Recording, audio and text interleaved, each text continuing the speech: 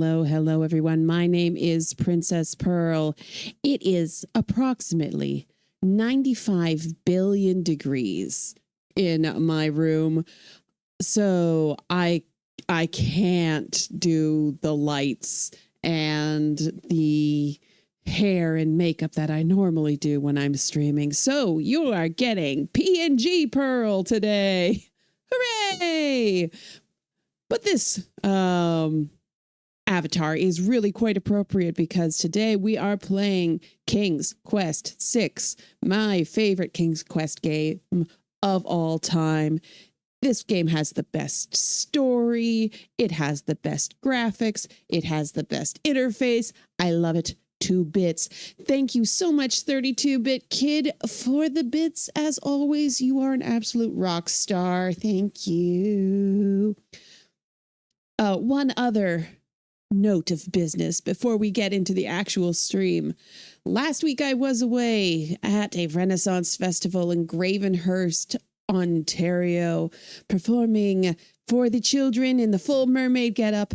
And as always happens, I am now sick as a dog. So forgive my sore throat or any coughing that may occur.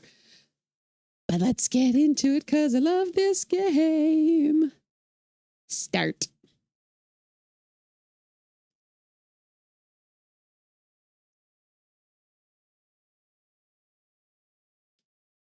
Yes, fanfare. Oh, what? Oh, no, come on. The sound was working before. No.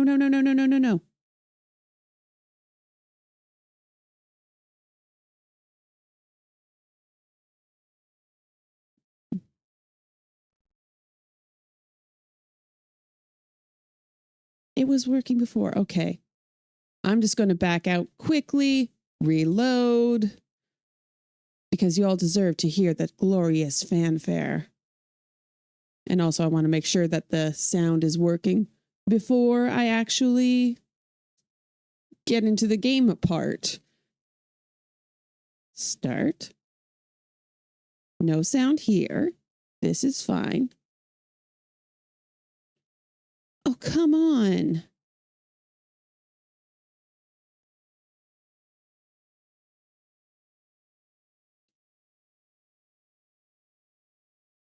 It was working before. This is not fair. I tested it. Why?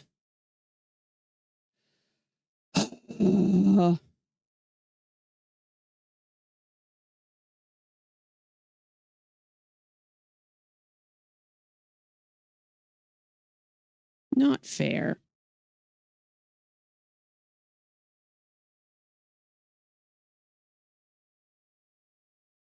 Okay, well, I'm going to start the opening just so that I have sound coming through to test that things are working.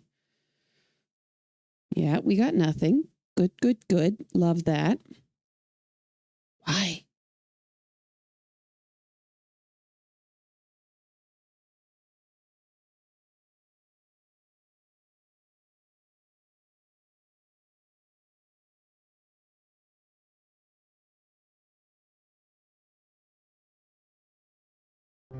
There we go. Alexander, here you are.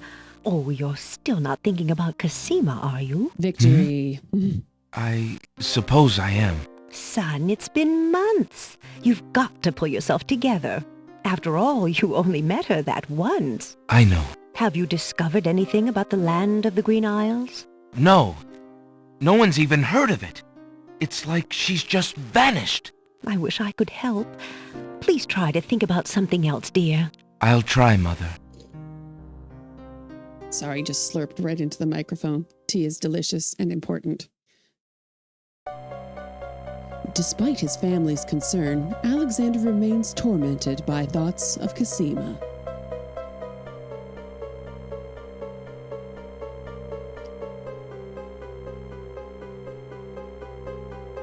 This is really quite impressive for 1992.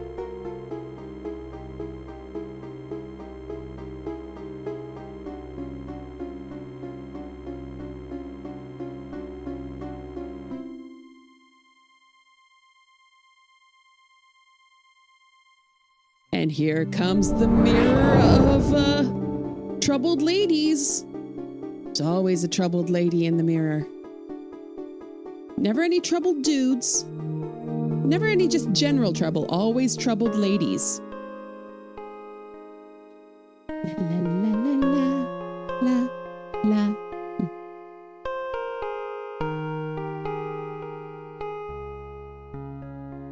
Alexander, I feel so alone. I don't know what to do. Alexander, I wish you were here. Cassima! Wait! Mother! Mother, come quick!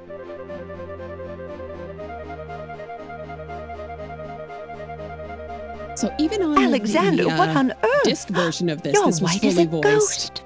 Mother, If you I have the saw sound set up Cassima. correctly. She was in the mirror. In the mirror? The magic mirror? Yes!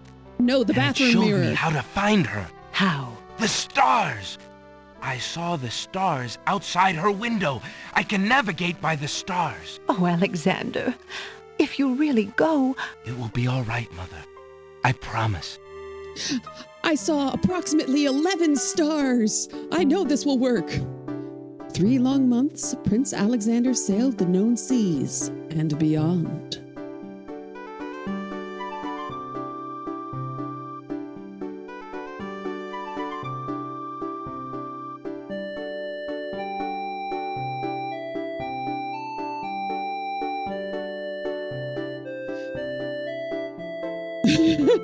One might say a girl in the tower. Yeah.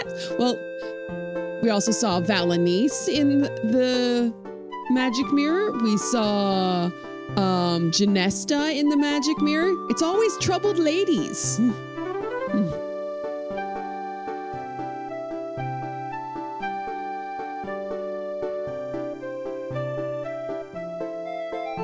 We had the disc version of this when I was growing up, and could never get the sound set up right. So all of the dialogue for the opening section always came out as which is not terribly edifying. Like every now and then we've managed to get the settings correct and it would work for a new install, but not always. This is so pretty. Very epic.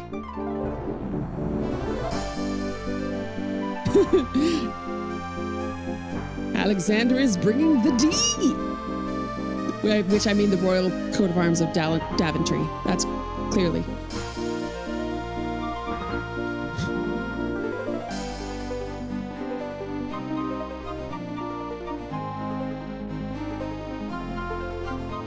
So from this opening sequence, you can see that Alexander is in fact wearing tall boots and not stripy socks.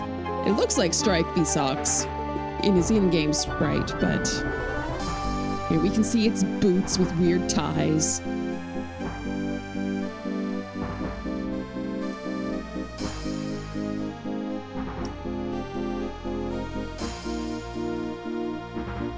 Very Land epic ho! music.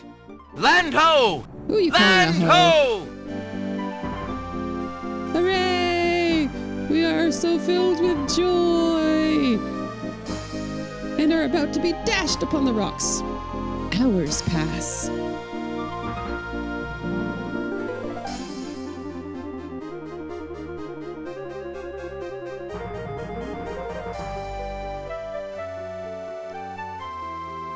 A 3-month sailing voyage is actually insane. Like, it takes 5 weeks to cross the Atlantic Ocean by sailboat. And they go sailing into uncharted waters for 3 months? Like, how did they survive? Where did they get fresh water and food? As the ship nears the shore, day turns to night and the sea turns violent.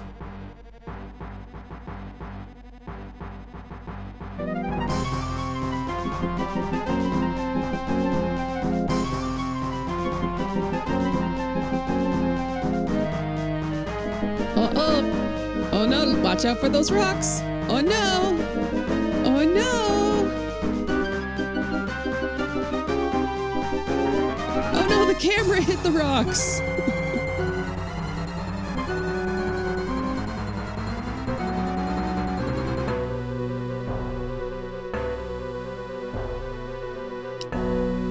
Oh no. Everyone's dead.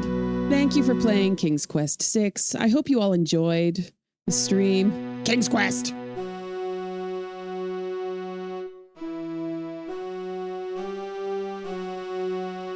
Yay! Jane Jensen! Love Jane Jensen.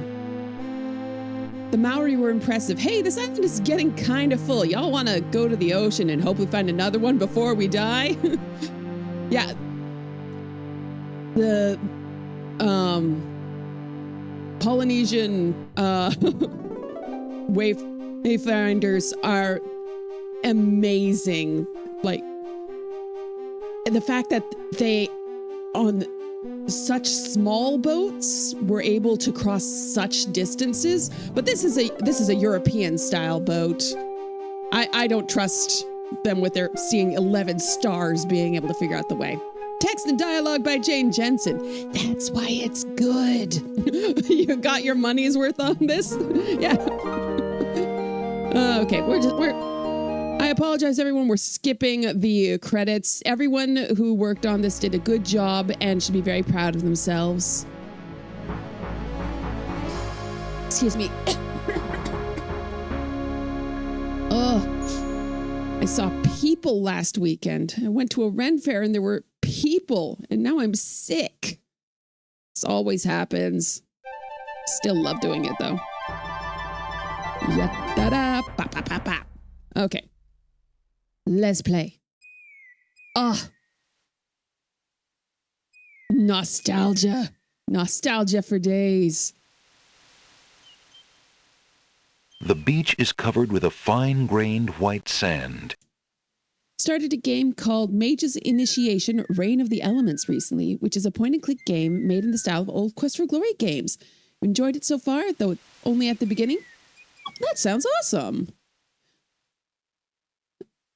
Alexander searches for a way to reach the black-haired girl whose memory will not escape him. So I mentioned during the opening sequence that I played the disc version. So I'm not used to the dialogue, hearing the dialogue in this, and also the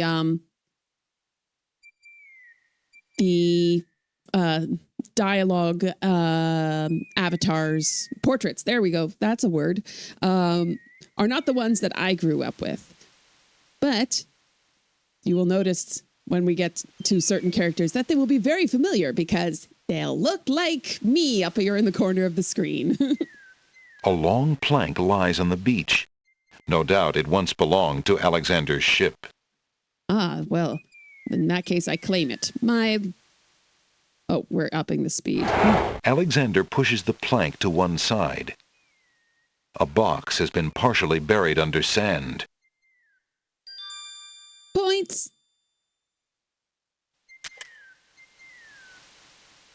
Hey, look, there's a thing. There's a copper coin in the treasure box. The coin bears the seal of Daventry and King Graham's noble face. Dad had a ton of DOS games on floppy disk. I'm pretty sure we're not legal copies. They're actually floppy disks, though. The big ones. Oh, like the big 5 1/4. We had some the early point and clicks that came on. Alexander the takes the coin and leaves the ruined box where it is. I'm pretty sure we even had some CR games that came, like, it came in both versions in the box, both the 5 1/4 and the 3 1/2. I might be misremembering that. Oh, mixed up Mother Goose. Had that on the Atari. We managed to get a whole bunch of Sierra games picks for the up his Atari from royal a flea insignia ring market from the beach. in like 1996 or something like that. So they were old at that point. Had the Atari set up in my room to play Alexander them all. has no use for the ship debris. Oh, this looks so weird to me. I'm not used to this interface. All right, we're going to save. We're starting off. Gonna die. Whoop, die. Just because we got to see this at least once. Oh, danger music.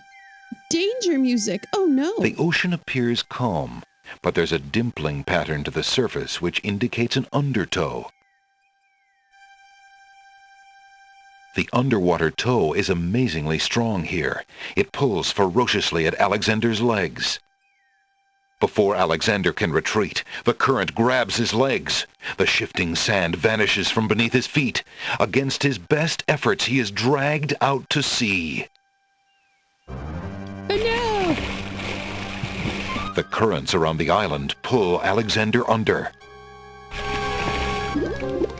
As Alexander struggles to the surface for the third and last time, he finds himself wishing he'd paid more attention to the warning signs of an undertow.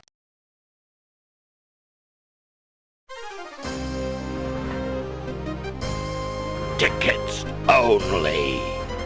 Oh. Next. Nothing like getting swept off your feet. In my memory, the guy says, tickets please, not tickets only.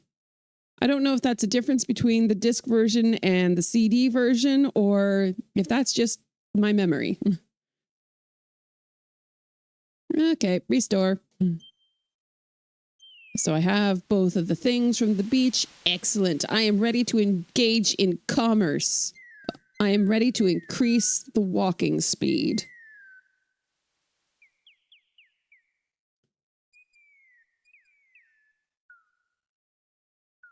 Oh, interesting. I thought that the bird was always here, but I see no bird. Weird. All right, so what the game wants you to do, as indicated by the, like a lot of the Sierra games that this came out at this time, there were actually 2 manuals that came with it. There was like an installation manual, how the game physically works, what all of the icons do, what settings you should be using, all of that delightfully fun and entertaining stuff. And there was also a flavor text manual that was the guide to the land of the Green Isles, which starts off with it's basically the adventures of a traveler who finds himself in the lands of the Green Isles, and he writes a guidebook about all of the things he sees. And it starts off by him saying, like, so naturally, the first thing that I did was, of course, I went to the castle, because when you're in a strange land, that's the first thing you should do. The first thing you should do is go to the castle. The problem is that if you do that, like, you get full points if you do it that way.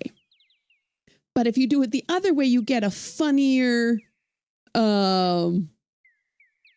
cutscene.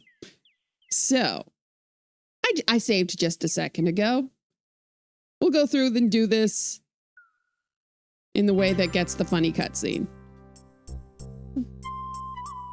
So, speedrunning strats. Hello, I will be right up. Now, what can I do for you? There's the talk. Good day, merchant. Can you tell me what land this is? Why, certainly. This is the Isle of the Crown, the main isle of the land of the Green Isles. Thank the fates. I knew I was close when we sank, but I dared not hope. Tell me, how fares your Princess Cassima? The princess? She is well enough, I suppose. Is she near? The castle of the Crown on the hill, sir. And good luck. Another thing saying, hey, go to the castle. The next thing you should do is go to the castle. What can you tell me about the land of the Green Isles? That is a big question, young man. Perhaps you will be so kind as to first tell me who you are and what exactly you want to know. My name is Alexander. You said that this is the Isle of the Crown, but I'd like to know whatever else you can tell me about this island, and if there are other islands nearby. This island is called the Isle of the Crown because the royal family's castle is here. Besides the castle, we also have this village, and the docks over to the west. There are at least 3 other islands: the Isle of the Sacred Mountain, the Isle of the Beast, and the Isle of Wonder. At least 3? Does no one know for certain? This is no ordinary land, Alexander. The land of the Green Isles has always been a place of vague boundaries, as if islands come and go. Legend speaks of a 4th island, an isle shrouded in mists. I myself have never seen it. Then, too, the land of the Green Isles is said to exist on the boundaries of this world and the next. Even darker places are reputed to be closer here than anywhere else in the world. Land of the dead. That's quite a claim. Claim, yes, but probably just local superstition. We who live here on the Isle of the Crown, at least, sleep well enough at night. Everything's fine Those for first us. 3 islands you mentioned, how might I learn more about them? Ideally, a young man seeking such knowledge would travel to their shores and learn about them firsthand. Meeting the leaders of each place would be helpful, naturally. Unfortunately, the ferry no longer runs between the islands. There has been much political unrest, and it has been too dangerous to travel for years. Welcome. Perhaps the ferryman can tell you more. He has little enough to do these days. And if you haven't been there already, you might seek an audience at the castle. Thank you kindly, merchant, for all your good advice. Oh, so the reason But advice is free, then finish Alexander. talking, then I'll talk. Making use of it costs much more. So the reason why this is my favorite is I really feel that it has the most in-depth story out of all of them. The world is built up the most. Like, we have various different... Old lamps for new! Oh, right, I should probably get out of the screen because he's going to just keep for yelling. new! It has a lot of lore that builds up an entire world. So this game doesn't just have... I'm not going to bother with this bit here because I'm just trying to get to a funny cutscene. You lazy! Oh, shush. Yes. Okay. Yes. Go. Oh, forgot to control M. Oh gosh, I'm trying to get to a point where there's not dialogue. Hey, Dragon Lancer. Stranger, come join me. please. The water is wonderful, and I can show you the way to the next island. Yeah. Okay, so like the people of this Come on, world. jump Oh in. gosh, A stop little talking. water I want to won't hurt talk. The people of this land have in-depth history. What are you waiting for? I said I'd show you how to get to the next island, didn't I? I already died in the water once. So, oh gosh, yeah. Oh, That's interesting. He doesn't strange. actually say anything. The here. young boy in the water just disappeared. Oh well, perhaps he just dove under the water. Okay. No more dialogue from the game. My turn to talk. I outrank you, game. So, the dialogue in this game is definitely the best. Like, people have full conversations. They have reasons for doing the things they do. There's not a lot of like, yes, I am starving. Here's a fiddle. Or I am starving. Here's a fishing rod. It's like, no, I have things I can sell you. You have money, even if it's only a copper, we can engage in commerce. This makes sense. There's very few times where it's just like, I'm just going to take this thing that's in front of you. One of the few times that happens is about to occur where I just take a rabbit's foot. from the ferryman. But he has a reason for letting it go. It's like, yeah, it's supposedly lucky. Maybe it'll bring you luck. It hasn't worked for me. So like, yeah, he wants to get rid of it. And I'm looking to have a little luck. So sure, I'll take that. There's not an awful lot of times where it's like, why on earth would I be picking these? Like, there's reasons for most things. It's a game that makes sense. And also, look at this. This is beautiful. This game is lovely. Like, so. Also, this game has multiple endings. It never got the good, like the full ending back in the day, because of one missed item. But yeah, there are Walking Deads in this game. There is a little bit of moon logic, but for this era, not much. I feel like the prime of Sierra games was too short just because technology was evolving so fast in the early 90s. Yes. Like, in 1990, for the King's Quest games, they both released the SCI parser version of King's Quest 1 and King's Quest 5, which is such a huge jump.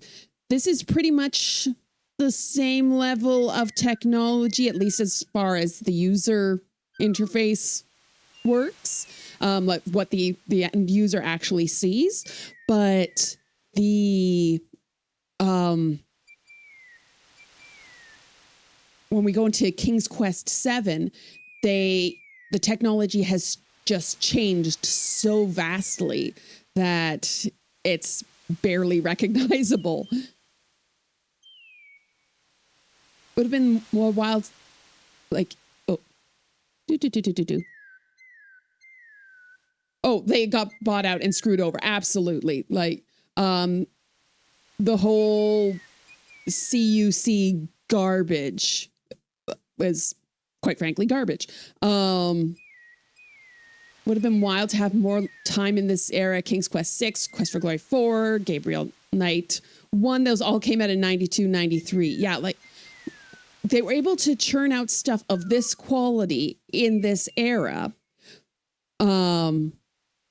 Whereas when they hit by 1999, they had Quest for Glory 5, King's Quest 8, and what was the third one? Gabriel Knight 3. And all of those were just, ooh, janktastic. Like, in this era, they locked down the technology, the framework of how the games should work. And because they're using the same framework every time, they don't need to reinvent the wheel. It's like, this is how the user interface works. This is how the graphics work. Everybody knows how it all goes together. Beautiful. So we can just churn them out.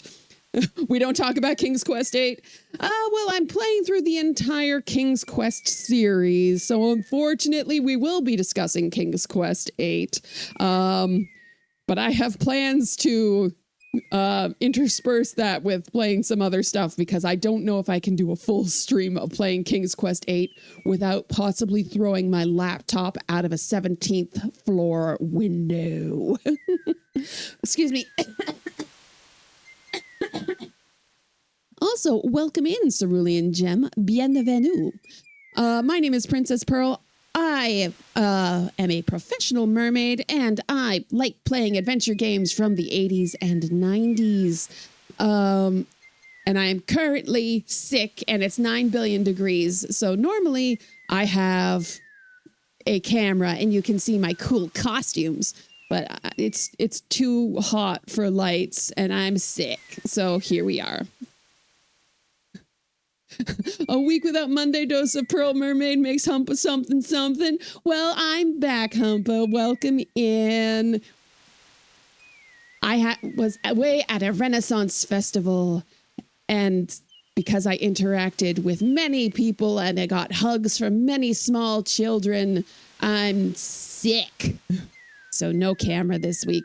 But King's Quest 6 definitely makes up for it. Yet, yeah, my avatar is actually 2 dialogue portraits smushed together.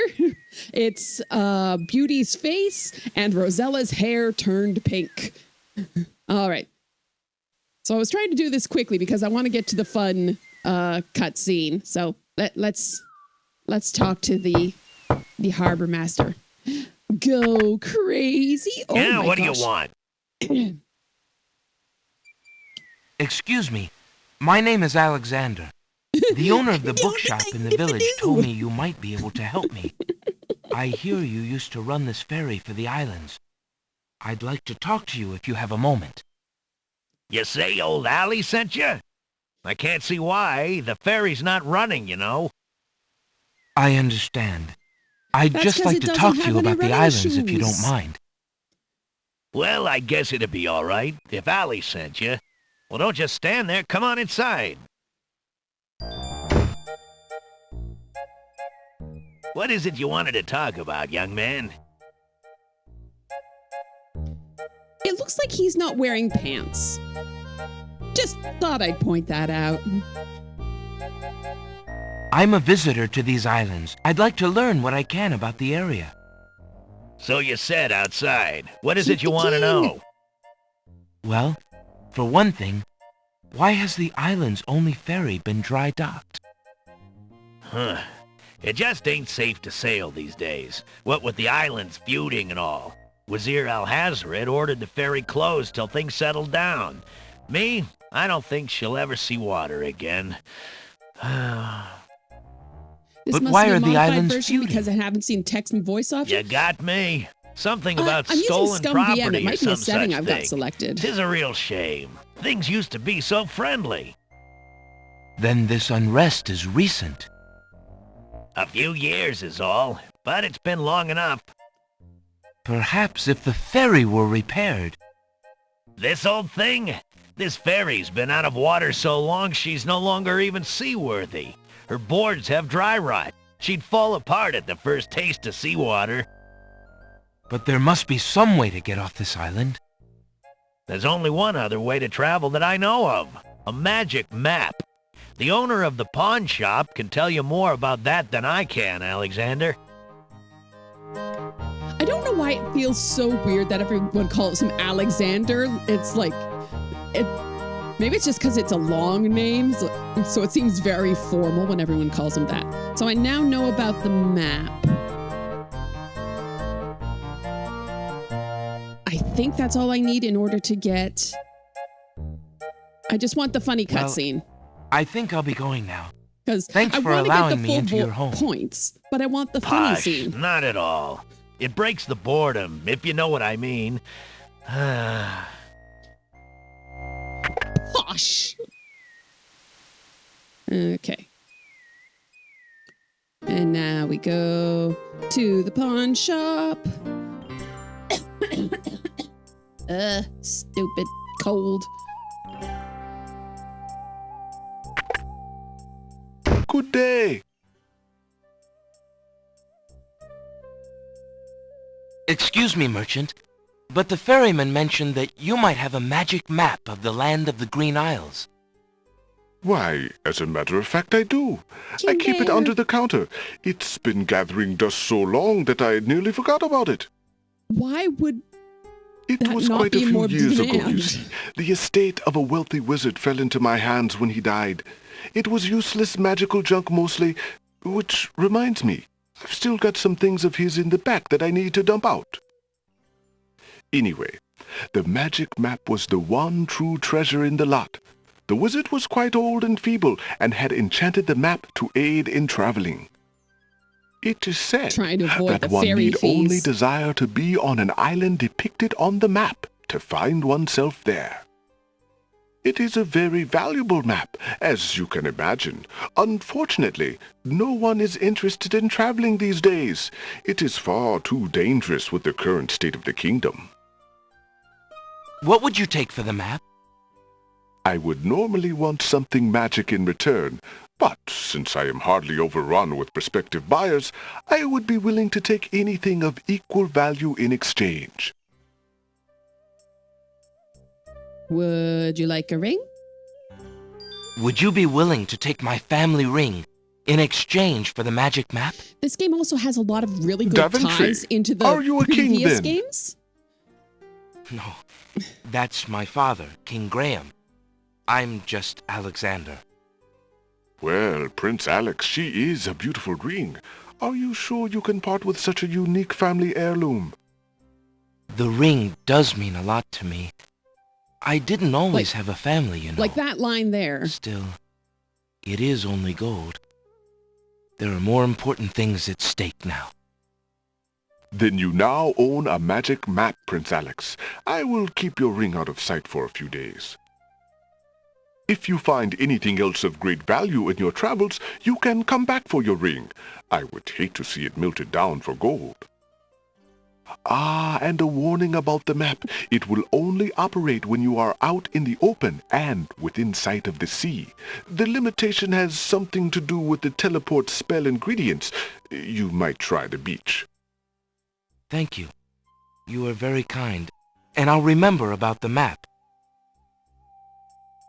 Okay. And then this totally normal Suddenly, guy. the old man in the concealing cloak sneaks past Alexander, and with a sneaky dart of his hand, steals a mint from the candy jar.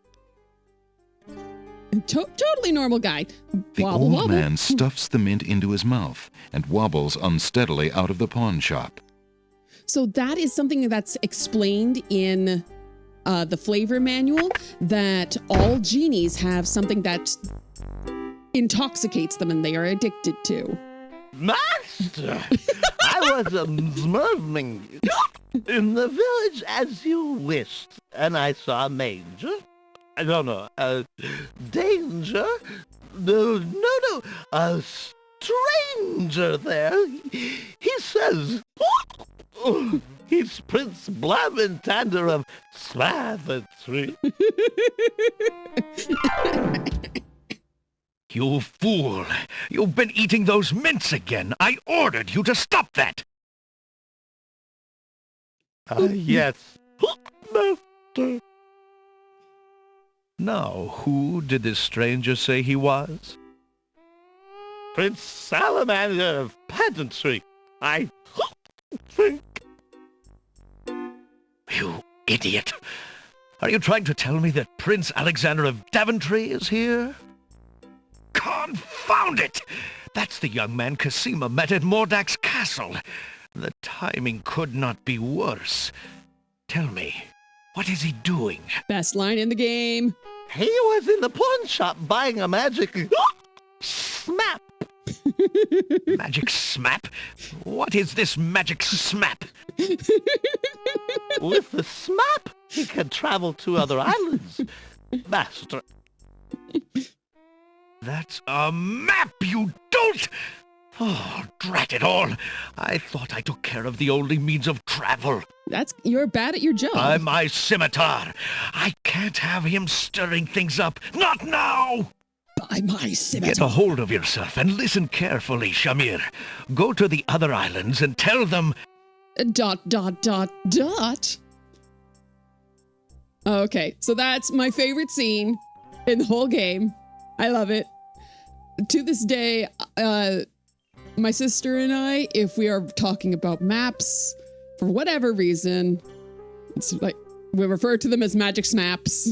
It's best line in the game. Okay, but unfortunately, if you do this that way, you don't get full points. So I'm gonna go back because I gotta get the full points.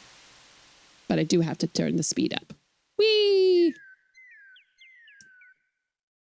So just between King's Quest V and King's Quest VI, there is a very subtle little improvement here. Because as you see, as Alexander gets further away, his sprite shrinks down. There's actually scaling in this game.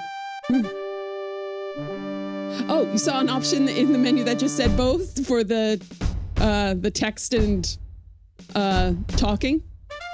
Alexander feels a strange pulling sensation. We will be hearing that a lot. There's a little hut just off the path. Perhaps the guard dogs have an occasional use for it, but it looks empty now. Two guards take their stance in front of the castle doors. They look quite fierce and have the stiff, blank expression of soldiers on formal duty. Hey, Rex, welcome in. By my scimitar, that reminded you of one of the other character that curses by saying, by my dirty toes? I don't know what character that is. I don't know that line. Crab dance. Let's talk to these guys. Have a little chit-chat. Alexander politely addresses the odd-looking guards at the castle doors, hoping to learn more about his predicament. Good day to you, guards. I was cast upon this island in a storm, and I'm a little confused about my location. Could you tell me what place this is and who lives in this castle? Hey, what is that you say? A castaway? A likely story. We haven't had any foreigners in this part since Alhazred had arrived. Coincidence? Don't be so rude, Gruff. He's not asking for any secrets. What is that voice? You're standing on the Isle of the Crown, lad. And this is the Castle of the Crown. The royal family resides here. Rather, what's left of the royal family. Awkward. The Isle of the Crown. But tell me, am I anywhere near the land of the Green Isles? This is the land of the Green Isles. The Isle of the Crown is the main island, foolish boy. Then Princess Cassima must live in this very castle. I've come to stalk her. Aye, the princess is indeed our treasured jewel to guard, and we consider it an honor. Excuse me, guardsmen. Guard dogs. I've been traveling for months to see Princess Cassima. I would like an audience, please. I'm sorry, but the princess is not receiving visitors, particularly not strangers. I really must see the princess. Could I speak with someone in charge? All right there, Karen. Who are you that I should bother Captain Saladin, huh? My name is Alexander. I am a prince of Daventry and a friend of the princess. We said 3 whole A lines prince, together. is it? I see. Yeah, and I am lord of this dusty path. Step aside. You'll not be getting into this castle without some proof of your claims. It's a Finnish character called Rolly, a creature that is not human or an animal and definitely not a troll. That actually happens to have an animated movie that is an English dub, Quest for the Heart. I think I've heard of Quest for a Heart. I haven't seen it, but I have heard of it. All right, so these guys want proof of who I am, and nothing says proof like jewelry. Alexander decides to try his royal insignia ring on the guards. With all of his papers lost in the shipwreck, it is the only possible proof of his identity that he can think of. Perhaps this ring will convince you of my identity. It is the royal insignia ring of Daventry. Ha! I'm sure. Just let me take a look at that ring. Because... Well, I'm sorry, Your Highness. It's just that princess is so uncommon in these parts. Let me get Captain Saladin. like, how would they know what a royal insignia ring of Daventry looks like?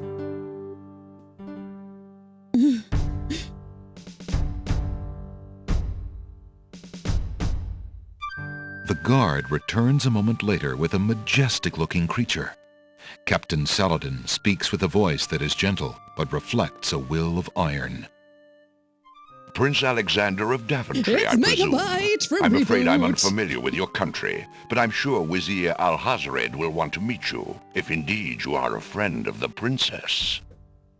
Please follow me.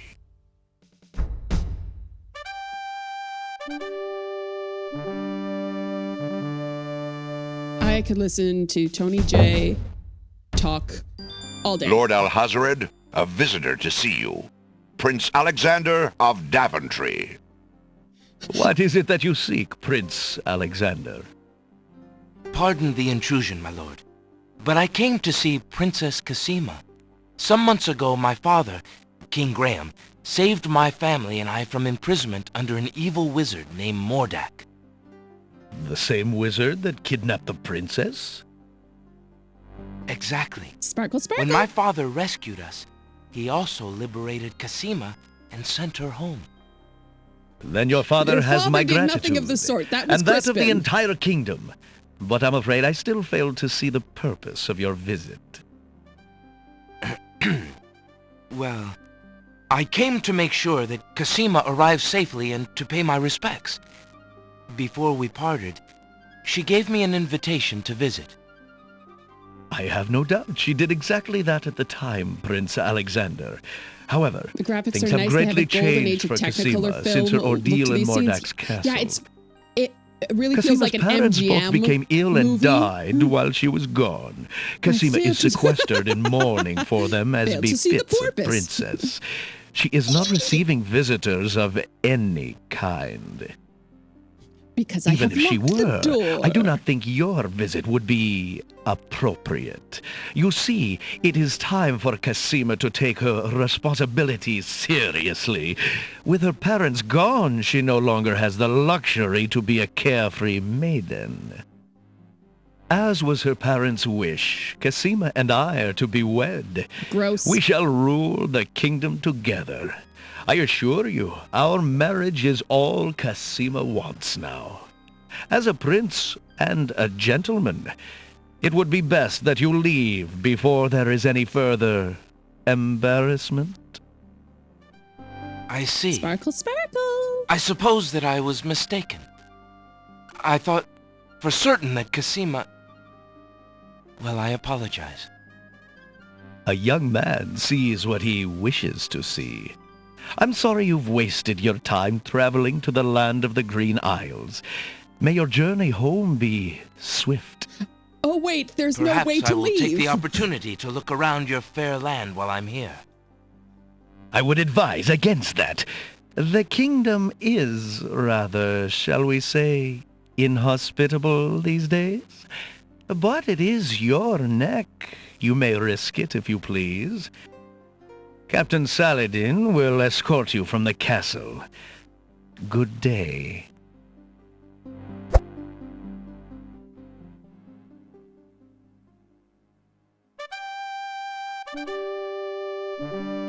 Oh, this game's so pretty. You have had your hearing with Vizhir Al-Hazred. I trust you'll respect his wishes and not return. Shan't. I have been instructed not to let you into the castle again. Good day, my lord. Captain Saladin whispers something to the guard dogs at the castle gate, and they nod with understanding. I like his little ears. Alexander has a feeling they won't be letting him into the castle again. Okay, so that's supposed to do that first. The game hints heavily that you have to do that first. Like, it does make the game make a little more sense, because that way when you go and interact with all of the peoples, and you see the genie, like, there's a reason why he's spying on you and trying to get you to jump in the ocean and Old stuff like that. lamps for new! Old lamps for new!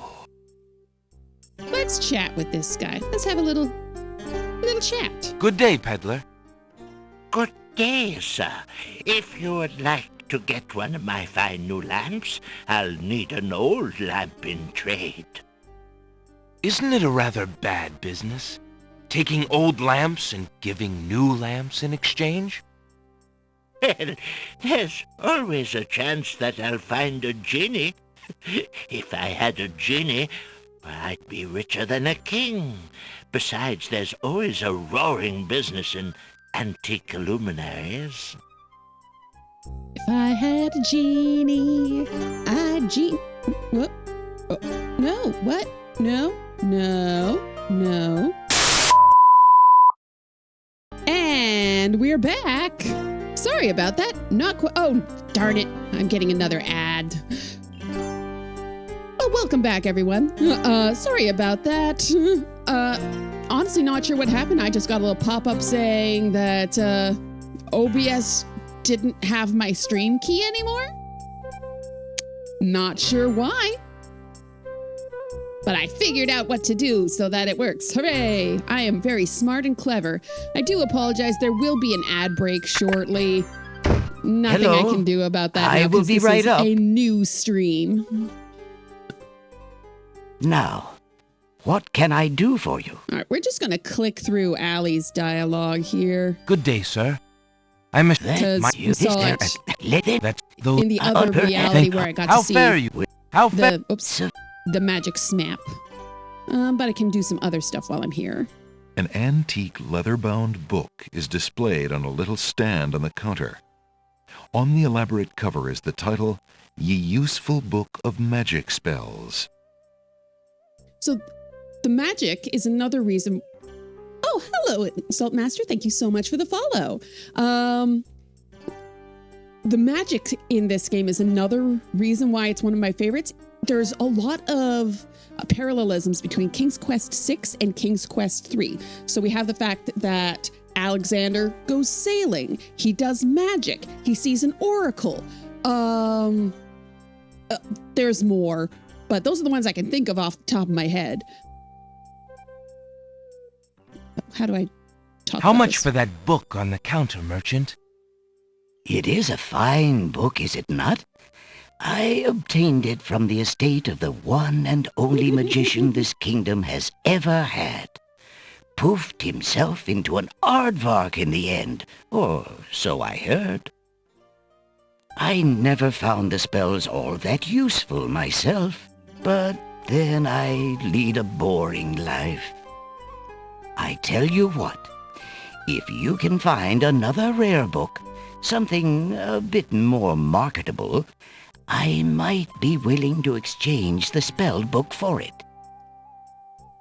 I just had a really weird experience of like, wait, because I've played this game so many times, and I just had a flash of like, wait, rare book, what rare book do I have to get? And then I remembered it was just a weird moment, like my brain has stopped working. An old man occasionally steals sidelong glances at Alexander from under a concealing hood. Let's have a little chit-chat. Good day, sir. The mysterious old man just ignores Alexander. Rude. Why ever would you not want to talk to me? Completely normal man with sparkle eyes. These shelves hold a collection of oddly titled guidebooks. Alexander notices such books as How to Become King with Little or No Rupees Down, Finding the Right Girl with the Right Dowry, and Why Good Princesses Like Bad Wizards. Ugh. These shelves hold volumes of poetry are on display on this bookshelf. Yeah, Alexander only wants a friend. He doesn't want to be liked. He just wants to be hugged. Let's read some poetry. Actually, no, let's read some horrible guidebooks. Alexander is not interested in those Aw. self-help books. Thinking of Cassima, Alexander decides to leaf through one of the volumes of love Don't poetry. be suspicious. Don't He reads, be suspicious. Don't be Thy hair, suspicious. thy lips, thy beauteous face, and all thy studied female grace have won for thee anon a place within this broken breast. Not bad. And another. Upon the shore the lilies bend, untouched by worldly care, where shadow they her earthly bed, oh, that she were not there. Yikes. And another. What was it when I looked at you? What power has chained me through and binds my heart with links so tight I cannot live without the sight of you? What nameless thing has captured me and made me powerless to flee? What thing is it without a name that brings my mind e'er back the same to thee? The name of love cannot apply. Its commonness does not decry the haunted, hunted, painful cry that my heart makes for you, that e'er my soul eternal makes for you. A little close to home, that one. Alexander returns the love poem book to the shelf. You see, and that's another reason why this game is so fantastic. Jane Jensen's writing is absolutely top notch. Like, this is not something that would have been found in one of the pure Roberta games. It would have been, there is a book of poetry. This one talks about love, and then the page falls out. Alexander picks up the fallen page. It's the love poem he particularly liked. It must have fallen out of the poetry book. I see that old volume has lost another page. You may keep it if you like, sir. I have glued the stubborn thing back in place 2 times already. I do rather like it. I'm Thank you, sorry Merchant. about the ad break, everyone. There's... Try to keep things low-key, but I'm obviously not going to go for a break on this, because I've only been actually streaming for like under an hour. Can I give it to you? Alexander read. Oh, What was it? What the name? I already read that. No, I want to try and give it to Allie. Might I return this? Go ahead and keep it. That page has fallen out 1 too many times for me. Now, a problem I personally have with this is that Zuns, which is a contraction of God's wounds. That's a thing you now know, if you didn't know it before. A problem I have with the page falling out of the book is that a hardcover bound book is actually made up of like a collection of pages that are sewn together, that are folded over, sewn together, and those are all sewn attached to a binding. So just one single individual page wouldn't fall out like that. You'd get at least 4 pages, bare minimum, falling out at a time, unless it's just purely ripped. Oh, right, this. There's a small table near the door that bears a sign. The sign has undergone a number of changes. It once read 10 pence, but that was crossed out and replaced with 5 pence, then 1 pence, then free. The sign currently reads, "Take one, please." Only 1 book remains on the table. It looks like the bookshop owner really wants to get rid of that book. This seems really appropriate for a bookshop owner. Like, even if the book is terrible, if he hates the book, he doesn't want the book, the bookshop owner is not going to throw out the book. It's like, no, it's still precious and good. Don't throw it away. Alexander picks up the book from the small table. Oh, yes, please, take that book. You have my most humble thanks for doing so, good sir. Really? Thanks. Ba-da-ding. Alexander is carrying a book from the bargain table in the bookshop. Oh, this is what I have to do. Alexander opens the bargain book and reads a paragraph at random. 2 dulcimers raised to the degree of 40 half-dulcimers, divided into equal parts by the third of a cackle of grouse geese, put over the result of 10 fine mackles, albeit small fine mackles, Only stretched fine over mackles. the total of 53 1/8 bottles of wild beast lard.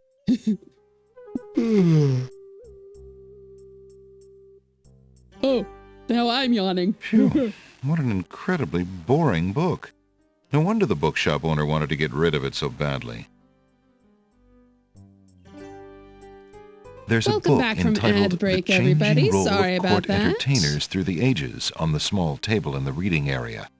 It appears that some regular customer likes that book.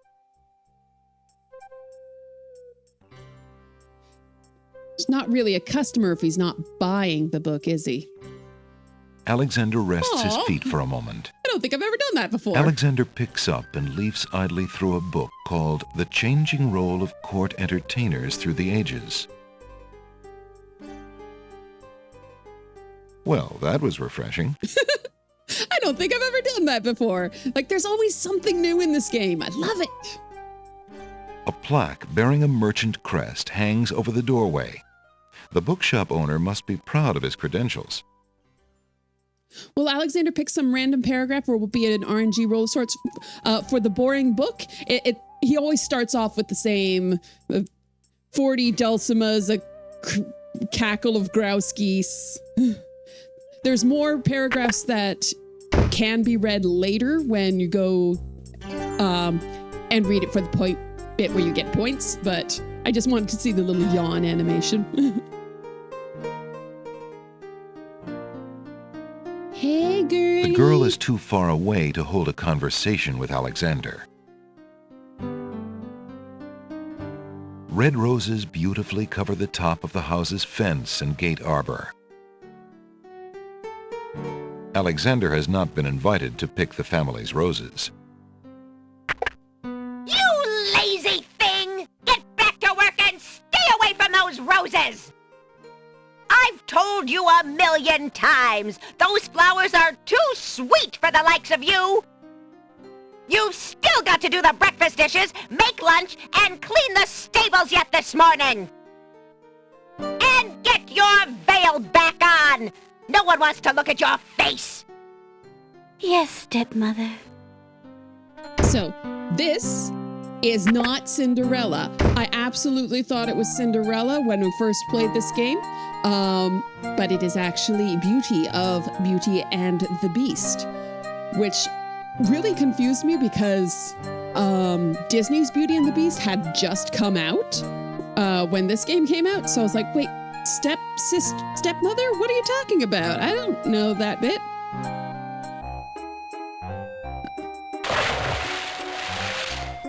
So we already did this bit. Come join. Yeah. I'm not going to join you. I am going to save, though, just in case I do a misclick somewhere.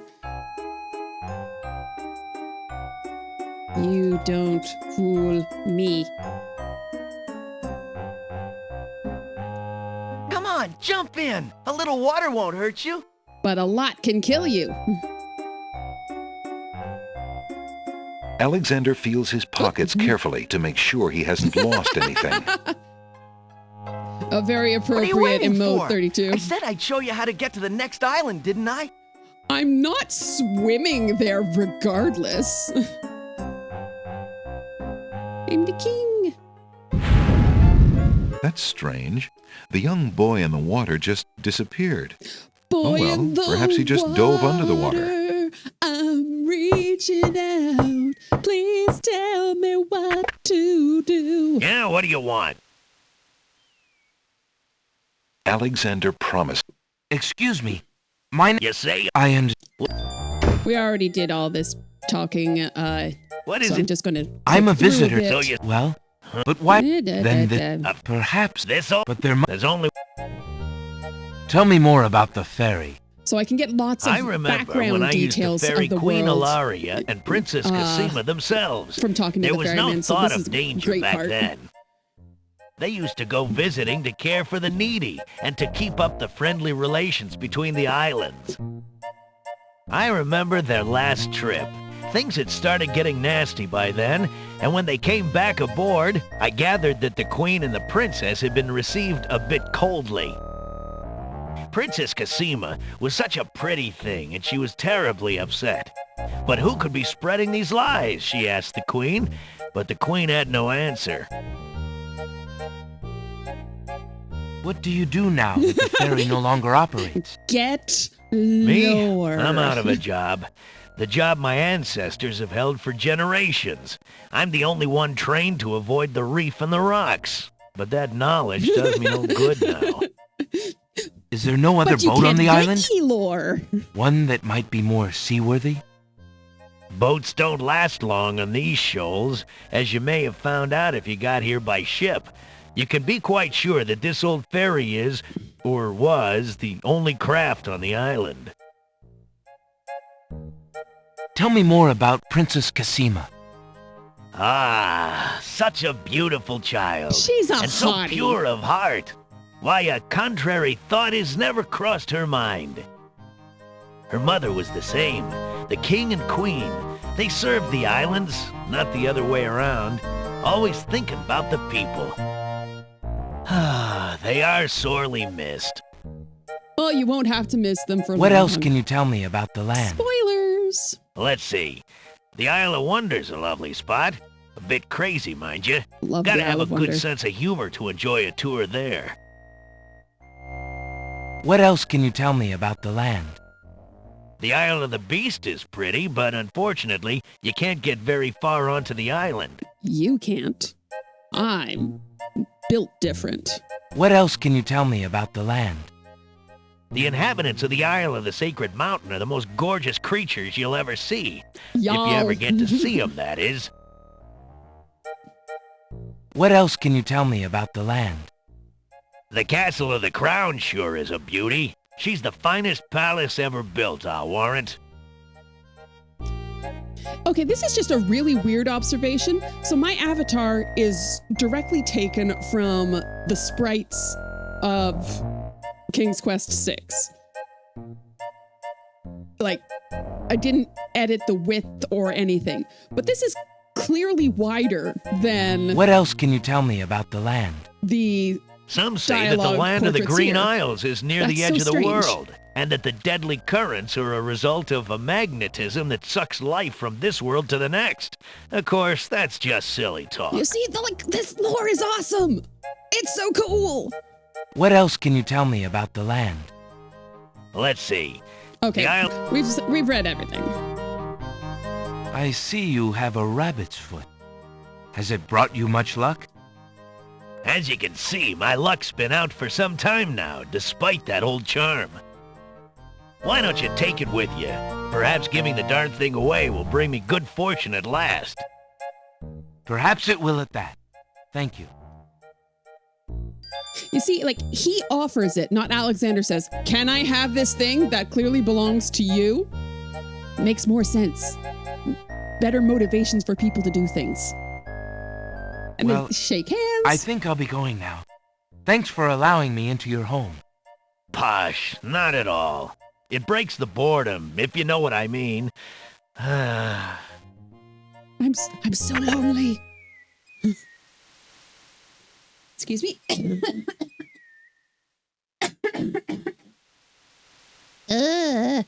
Dying. I'm dying. So now I know about the magic smap. Let's go visit the pawn shop. Let's go visit the pawn shop. Good day. Hey, totally normal guys here again. Good day, sir. The old man just glares at Alexander and does not reply.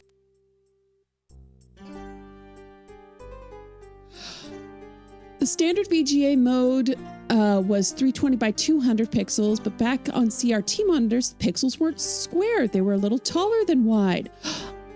Oh.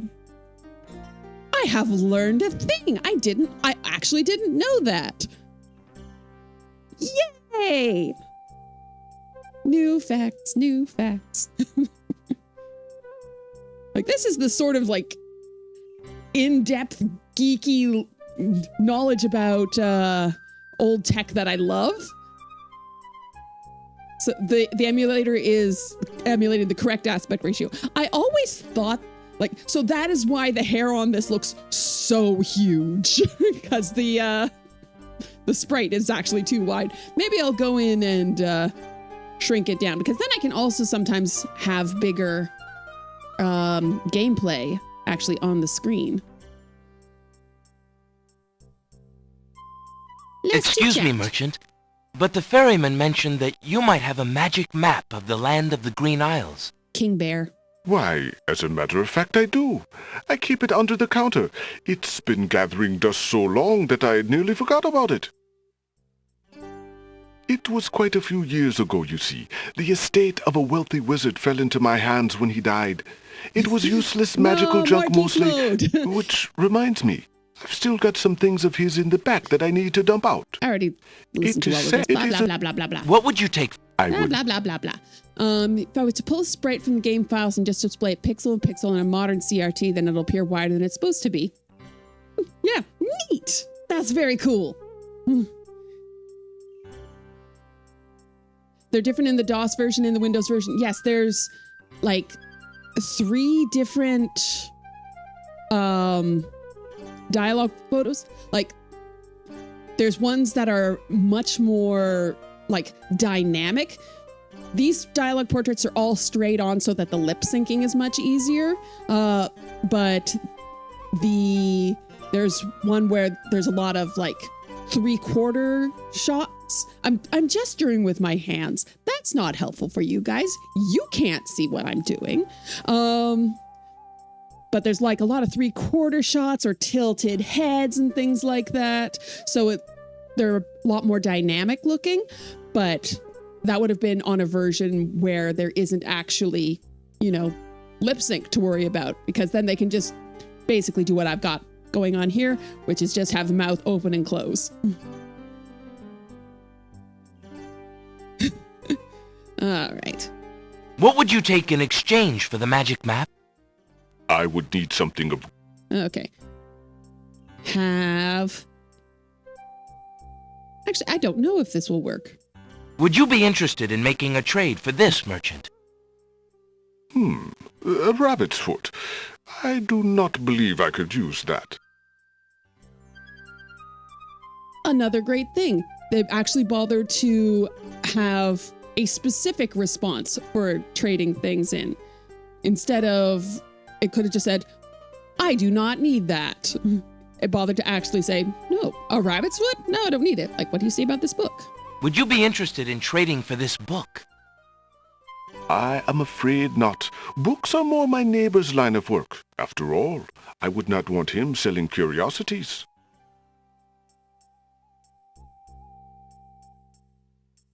If Alexander wants to exchange one of his possessions... I tried. Would you be interested in making a trade for this, merchant? I have little call for love poems in these stressful times. Does anyone else think he looks like James Earl Jones?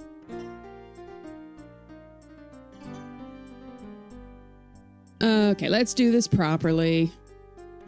Would you be willing to take my family ring in exchange for the magic map? Daventry, are you a king then? So we already saw this Well, dialogue. The ring. Then you now, if you find anything else of great value... and a... Thank you. Don't be suspicious. Don't be suspicious. Suddenly, Don't the be old suspicious. man in the Don't concealing be cloak suspicious. sneaks past Alexander, and with a sneaky dart of his Sounds like hand, Vader too. Yeah. steals a Hello, mint from the dog candy lover jar. Murbar. Welcome in. Wobble The wobble. old man stuffs the mint into his mouth and wobbles unsteadily out of the pawn shop. Yeah, get going. You drunk. Seconds later in the castle. Master! I followed Prince Alexander as you wished. From the pawn shop owner, he just abstained. Just reprieved. He just got a magic map. You You drunk. fool! You've been eating those mints again. I ordered you to stop that. Yes, Master. He's so sad. Now, what is this about a magic map? With the map, Prince Alexander could travel anywhere as quickly as I can. Oh, my PNG. I thought I took care of the only means of travel. This is By actually my scimitar, taken a little bit I can't from have him stirring things a up couple now. of portraits in this game and smushed Get a together. hold of yourself with and the listen power carefully, of Shamir. Photo editing. Go to the other islands and tell them. I'm sick and it's 9 billion degrees, so I can't do the lights and hair and makeup that I normally do. It's too much right now. So we are PNG tubering it up. The pawn shop's counter is made of a sturdy teak. The wood is well worn by eager hands and well oiled by the shop's faithful keeper.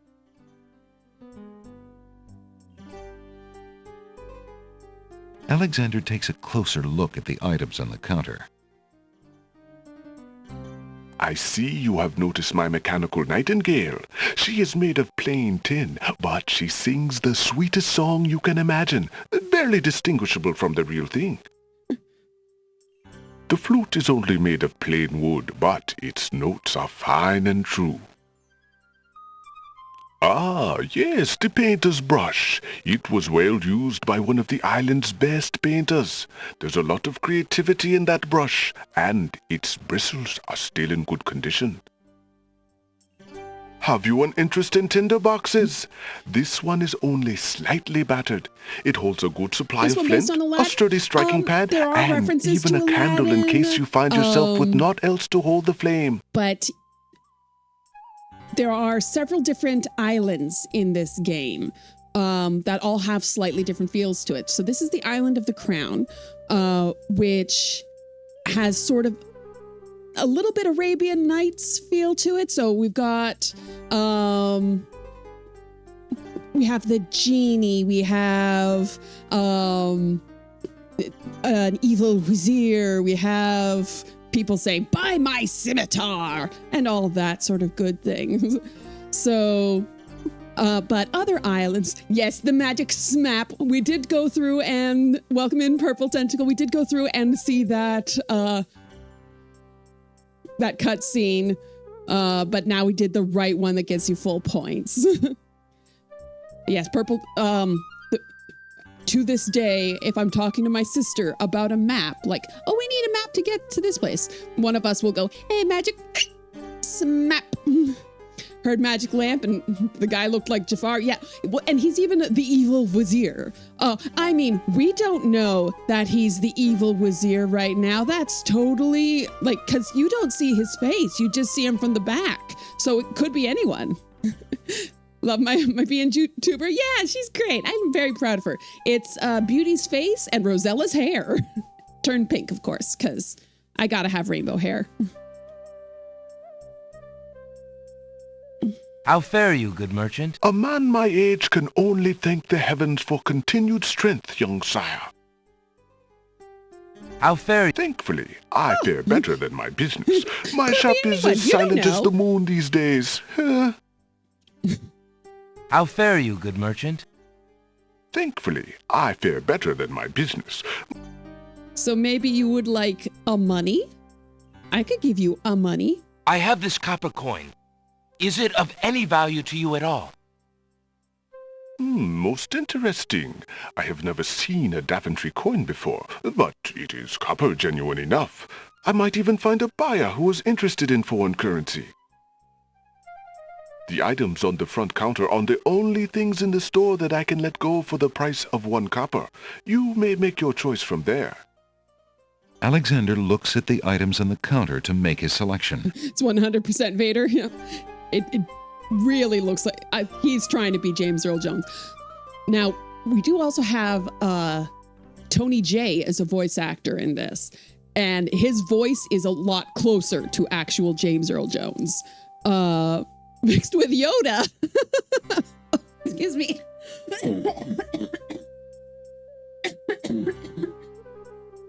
I am so sorry. I'm sick. Went and saw people last weekend, which is why there was no stream. I was working at a Ren fair, and I got hugged by children.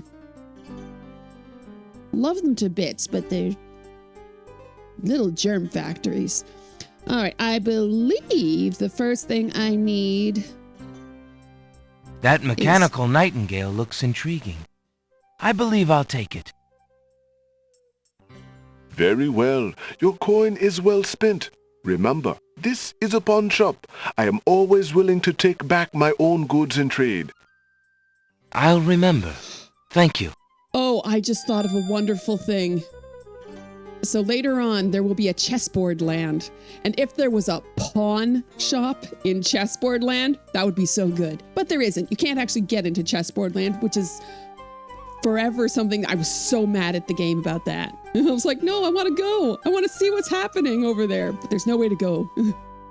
Towering mightily over the other pawn shop curiosities, the stuffed bear makes an ostentatious display.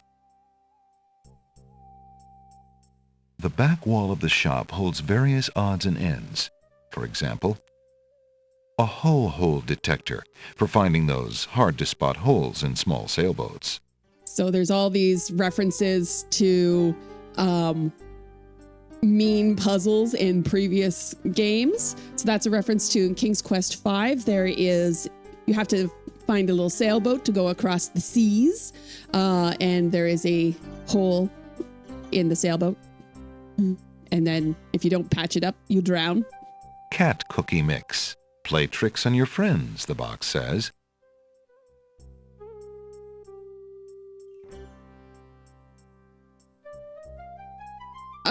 I don't actually do parties with other kids.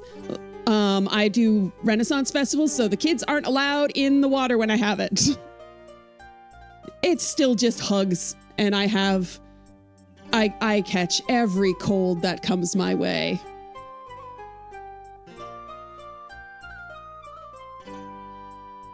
You always imagine chessboard land to just be red and white squares that goes on forever. A pawn shop would have been perfect though. Like, yeah, that would have been clever.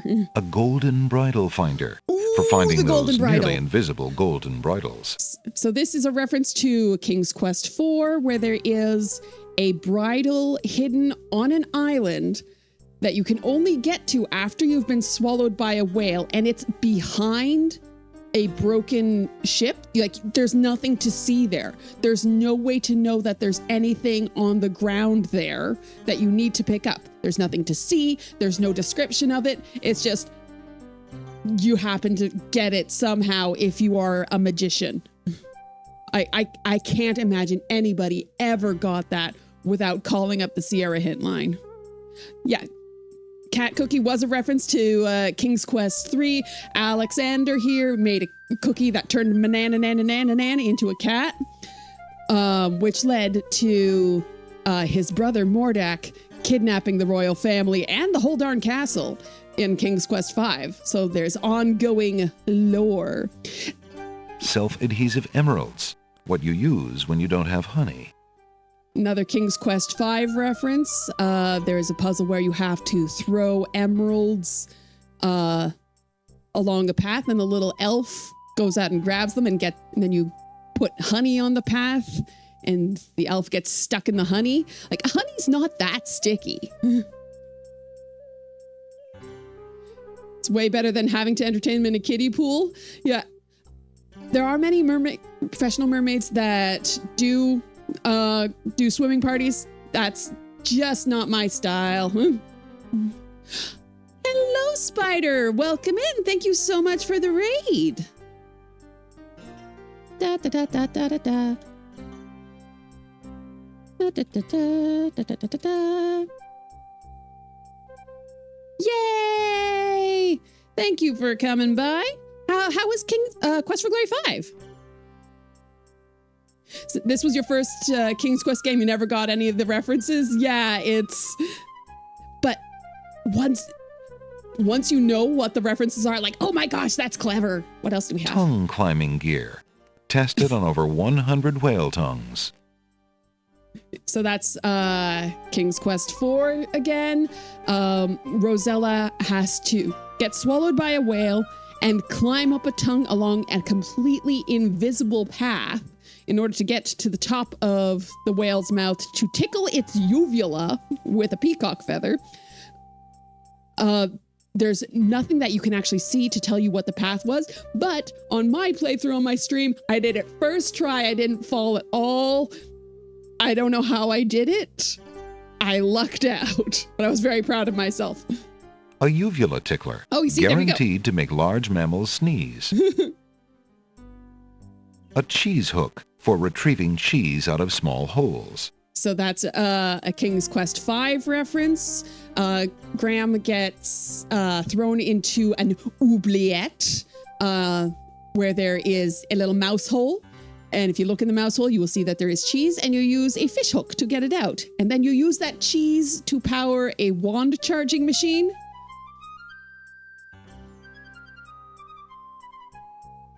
Quest for Glory 5 was fun.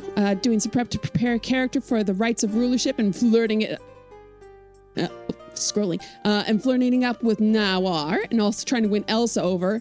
as Elsa doing the polygamy path. It sounds like a nightmare. Oh, the mountain paths frustrated you as a child. Oh, last stream I did last Tuesday, which was my 1 year stream anniversary. So proud of myself. I played Stair Quest, and honestly, for a game that was trying to be impossible stairs, so much easier than so many stairs. There was no time when the arrow direction changed. There was no times when you had like 1 pixel, nothing ever came to eat you. Oh no, that's not true. The Yeti came after you in like the last one. How was my thing last week? The Gravenhurst Pirate Festival. It went really, really well. But it was so hot. It was like 40 degrees out. I melted. Hello, Yeti. Speak of the devil. Oh, excuse me. But I got hugged by many small children, and now I have a cold. Oh, but yeah, I was just anytime there was a breeze, it was really nice, but there was mostly no breeze. Oh, thanks so much. I'm working on it. I have tea. I have air conditioning, so life is good. A shovel that's guaranteed not to break for over 100 grave diggings. So that is King's Quest 4. Rosella has to go grave robbing. You have to dig up 5 artifacts from various graves, and the shovel will break after the 5th digging. So if you get any wrong, you have to start the digging sequence over again, which also involves going into a haunted house, inspecting a ghost, going back out, finding the right grave, digging the hole, getting attacked by zombies multiple times. It's a pain. A bridge repair kit for when you've crossed a bridge one too many times. Oh, we're going older here. This one is King's Quest 2. There is a bridge across a chasm, which leads to the magical door, which leads to the magical land where Valenice is being kept prisoner in a tower. You can cross that bridge exactly, like you cross the bridge exactly as many times as you need to. You can go over there 3 times.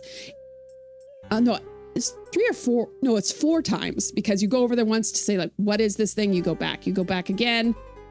That's 2, back again. 3. No, it's just 3 times. But if you try and go 4 times, the bridge will break and you will die. Stair traction pads. There we go. Stop slipping off those narrow staircases. You see, even Sierra knows. Sierra knows that the stairs were bad and wrong.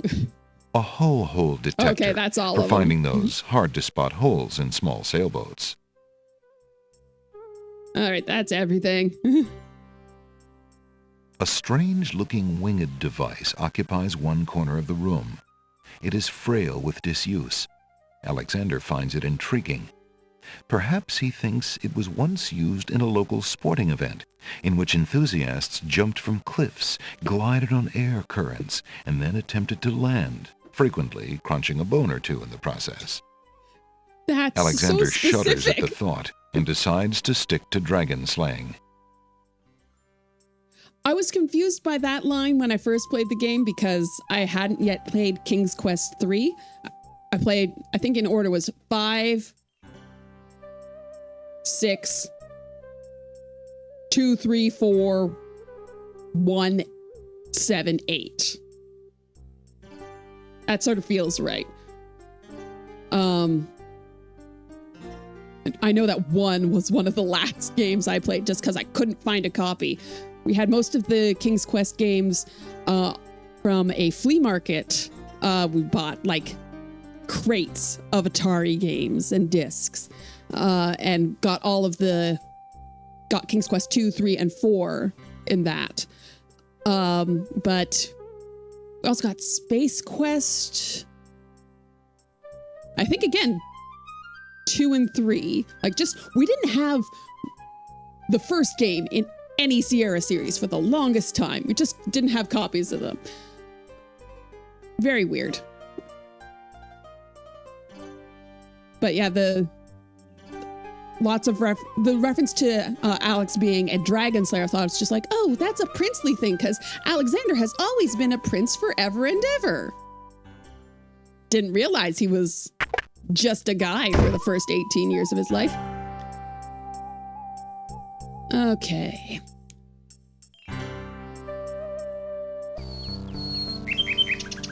Oh, there you are. Hi, birdie.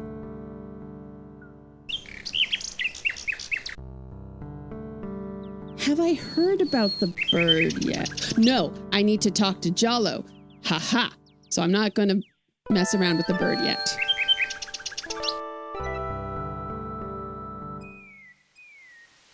Because I want to see all the cutscenes. All right. We're going to save. Because I haven't saved in a bit. Off to... Oh, no, wait. Strange pulling sensation. Let's get that magic's map out. Alexander pulls out his magic map. Is that what you call it? No, connecting to chat. Dang it, OBS, or possibly chat, or something. Why? Why you hate me? Okay, we're back. All right, Isle of the Sacred Mountain. Alexander feels a strange pulling sensation. Meow.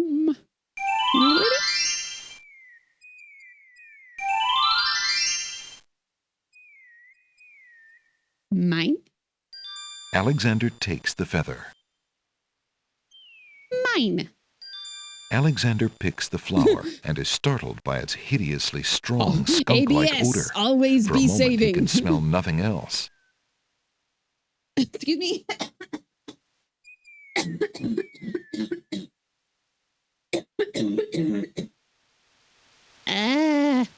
My lungs. Why must they fight me? There appears to be something etched into the face of the cliff. Alexander decides to get closer.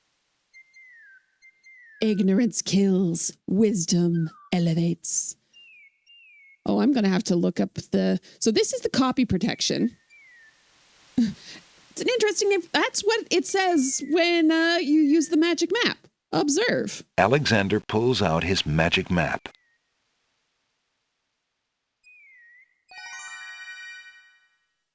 Let's... Alexander feels a strange pulling sensation. See? And it says that every time I use the map. I'm not weird. The game is weird.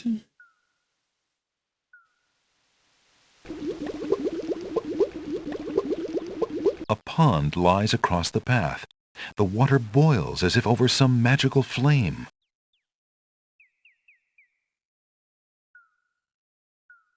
You know what? Gonna save again. Because I want to do this. Alexander decides to brave the boiling pond.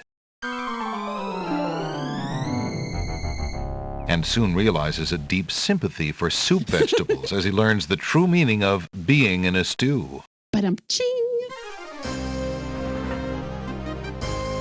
Tickets only. Next. This over here. It looks like Alexander's in a bit of a stew. Wop, wop, wop, wah.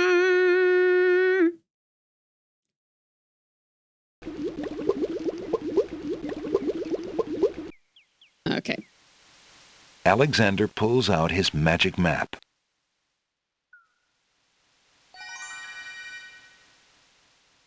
Okay, so I can't do the Isle of Wonders. Just trying to remember the most efficient way of doing things. Oh.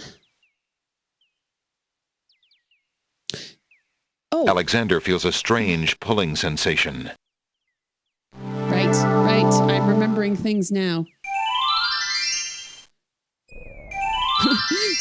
Someone's taken that voice line out of context. Yes, many, many times. It's a bit of a meme in the adventure game community. Oh, look at the little clams. One of the oysters is sitting up in bed and doesn't look very happy. He seems to be the only one who can't sleep. They're so cute. In the oyster's mouth, Alexander can see a glint of white. Why aren't you asleep like the other oysters? Oh, I'm so weary, but I can't sleep. I have a terrible ache in my mouth. Is that... like everyone interprets that line the same way, even without knowing the meme aspect of it. Yeah, like once you reach a certain level of knowledge about the world, then yeah, that's the joke you're gonna make. Is this clam voiced by Webigail from DuckTales? I think it is. 1 second, I'm looking that up. Webigail, DuckTales.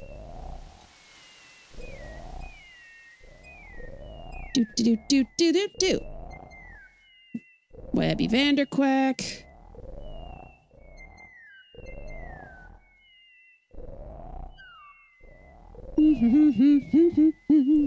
Checking the voices.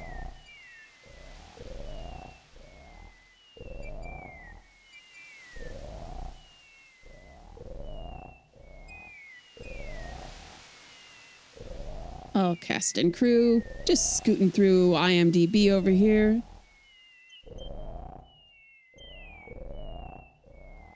Oh, I'm looking at...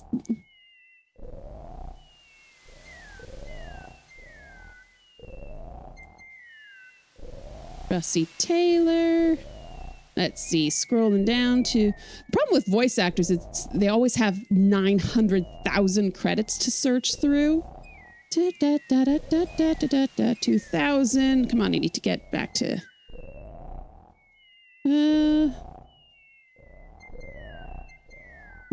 93, 92. Yep, King's Quest 6. Heir today, gone tomorrow.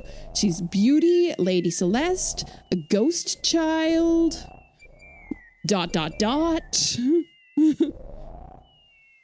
So various other voices. So she probably is the voice of this clam. I've learned something. Hooray!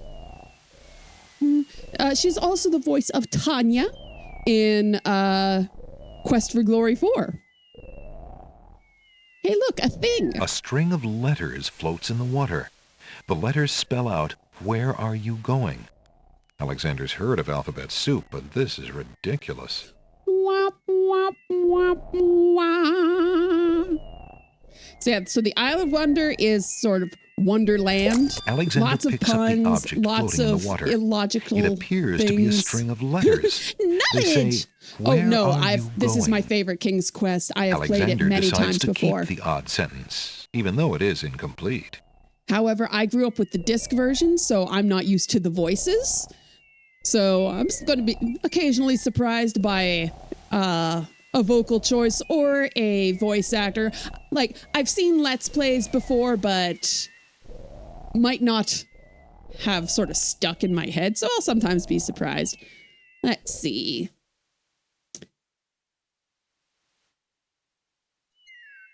If you're having trouble sleeping, perhaps you'd like me to read to you. Hey, that would be great! 2 dulcimers raised to the degree of 40 half-dulcimers, divided into equal parts by the third of a cackle of grouse geese, put over the result of 10 fine mackles, albeit small fine mackles, stretched over always the thought that word total was of albeit. 53 1/8 bottles of wild beast lard. We're just going to hear some Yields more a of gilded minnow of precise measurements, 2,069 centidrills by 3,023 6/7 puns, not punts, as might be expected. This is not to say, however, in any sense whatsoever, that deviations in mean temperature of 5 or 6 dregs or so indicate a fabrication or derivation sufficiently broad enough to exacerbate the conclusions uncovered in due course with regards to the dimensions, consistency, mass, or thickness inherent in the menial suckling grouse. Alexander makes a grab for the pearl. Yoink! Hey! You fixed my mouth! It feels great! The little oyster drifts into peaceful slumber with the rest of his oyster friends. It's an interesting bedtime story. Yes, that item that I was using is specifically referred to as the boring book. Alexander reads it to himself. He starts yawning.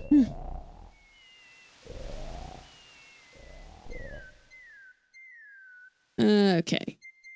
Can I? I don't think I can go to the... Alexander here. Nope. Here come the gnomes. Love this music, though. La, la, la, la. 5 fierce guards of the isle we be. Watch for a foreign man, said he, with ears and nose, tongue, hands, and eyes. Its nature cannot be disguised. If man it be, then man it dies. Old Tom Troll, smell your smell. Do that which you do so well. Or... I can use the magic smack. Alexander sees no... Alexander... Thought the clam was going to die after taking that out? No, it's a sleepy clam now. Back to... Alexander feels a strange... Is it bad that you can recite this with them? Absolutely not. There are a lot of lines from this game that have just entered my mental lexicon of this is things to say. That's not swamp ooze, that's swamp slime. Okay.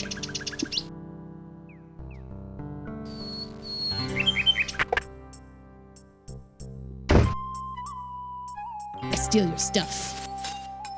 Alexander a sorts through garbage the odds picker. and ends that the pawn shop owner dumped into the pot. Magic exploding gum wrappers, a shattered crystal ball, a cracked wand, a fake thumb. Hey, I feel great. Near the bottom, Alexander finds a little glass bottle labeled ink. It appears to be empty, but Alexander decides to take it anyway. You never know when a small bottle will come in handy. That's not swamp ooze, that's swamp muck. Yeah, we'll be finding various swamp items later. Okay, I have to go in here. Good day, Prince Alexander. Hey, look, I've got something expensive now. Yeah, the poor little oyster had a I pearl. found this large pearl. Might it be valuable enough to ransom back my family ring? Who you calling large? I have never seen such a perfect pearl. Why, thank you. Certainly you can have your ring back. Oh, I'm glad you didn't sell it. I'm a bit attached to it, I'm afraid. Of course you are. You would be cold-hearted if you felt any differently. I am happy to see a family heirloom back with its rightful owner. Yes, it is the same character from King's Quest 3. It's very interesting. Like, that's why the subtitle for King's Quest 3 is To Heir is Human, heir spelt as in heir to the throne. And the subtitle for this one is Heir Today, Gone Tomorrow. Personally think the pearl should have been worth more than a copper coin and he should have gotten all the items at once. But he gets his ring back for the pearl. When I need the ring as like my identity. My ring is my ID right now.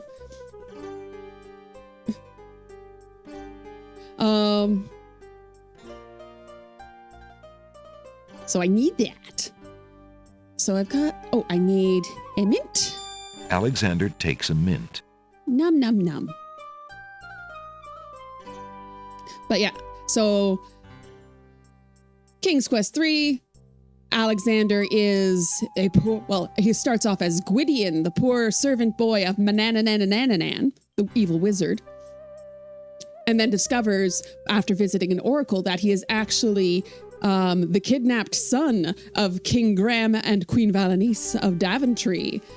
And then he goes back to Daventry, kills the dragon, and becomes a prince. Hooray!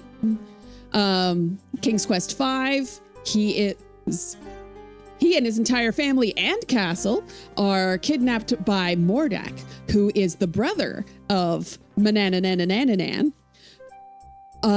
And upon being rescued from that, he meets the Princess Cassima.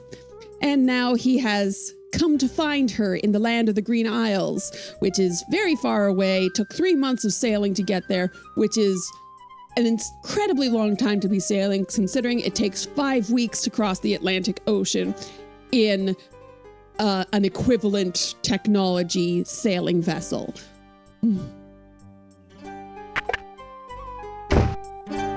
He's only been with his family a couple of years. Yeah.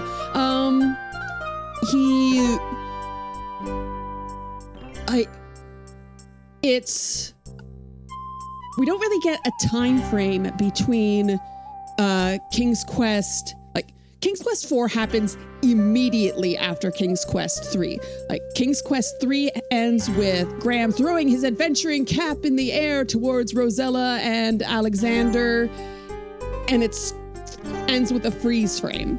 Then King's Quest 4 picks up with Graham having a heart attack while that hat is still in the air. Then there's an indeterminate amount of time between 4 and 5, but we can't imagine that it's all that long, because Mordak would be out for vengeance rather swiftly. Then it's a few months before, hello person. I don't think I've ever noticed a person in that window before. Never sat on this screen for that long.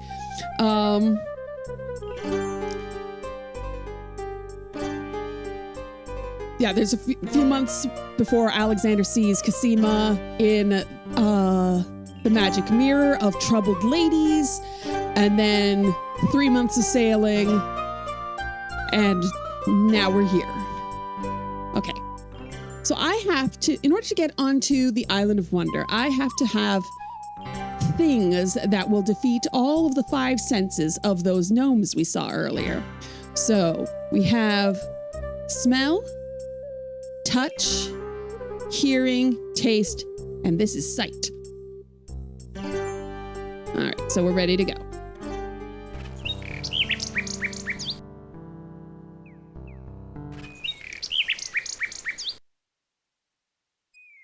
Now there's something that I can do that actually mentions... Alexander's ring is made of the purest gold and has the insignia of the royal family of Daventry on its face.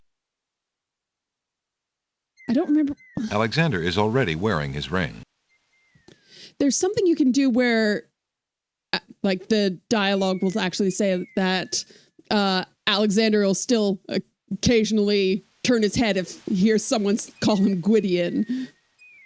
So, that's got to be really weird. You've been one name for 18 years, and then someone just says, nope, you're Alexander now. Deal with it. This is your name. You have no choice in the matter. You're now Prince Alexander of Daventry. This is very much fairy tale based game. There, full on Beauty and the Beast happens in this game. There's also this whole gnome puzzle that I'm about to do. Similar things happen in various Grimm... Alexander pulls out his magic map. Tales the clever seventh son will have to defeat various guardians and will give various things to them. Alexander feels a strange pulling sensation.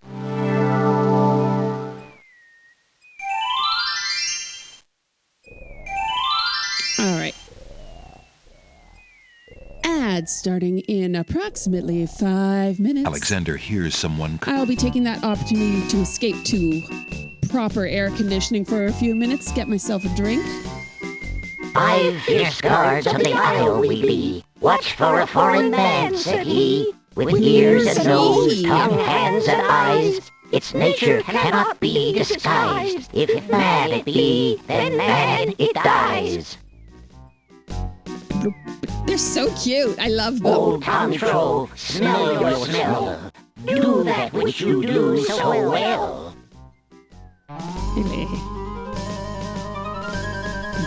Da, da, da. Alexander holds the flower of stench out to the gnome with the jumbo nose. Tantro I am, that's all I'll be. My nose knows all the on sniffling. land and sea. No. A flower of stench has washed ashore. A flower 'tis all, and nothing more. Ah. Oh. Oh. Gross. Listen, hark you, Grovelor. Yes, they're Do very your cute. duty as you swore. With your ears, please tell us more. This guy is one of my favorites. Alexander winds the tin nightingale and plays it for the gnome with the monumental ears.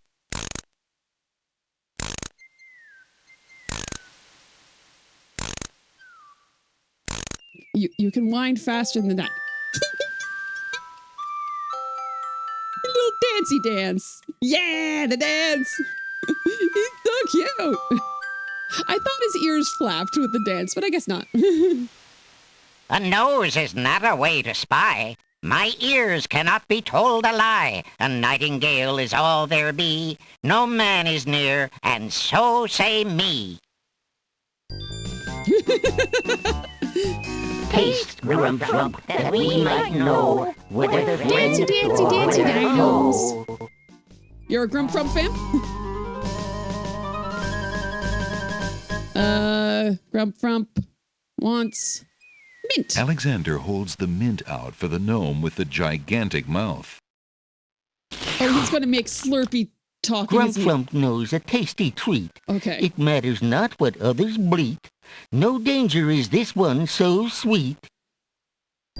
I thought he was going to like have a Slurpee voice. Dilly, dilly, use your hands. Is it beast or is it man? Takes his giant dishwashing gloves off. Alexander holds the rabbit foot out for the gnome with the huge hands. The way he scratches his head. You mad? What aileth thee? A bunny can't trill merrily. A hare does not at all taste sweet. A rabbit here is all we greet. This is the hardest one. Better, never fatter. Vision can resolve this matter. Look you now and end this chatter. Because this one, like, how are you going to fool this guy? He's just going to look at you and you're right there. But Alexander's carrying a little ink bottle. It appears to be empty. Alexander pours the contents of the empty-looking ink bottle over himself. By all that's beauteous, fair, and sightly, 4 morons do I sleep with nightly. There's nothing there at all, I say. Enough of this. Let's now away.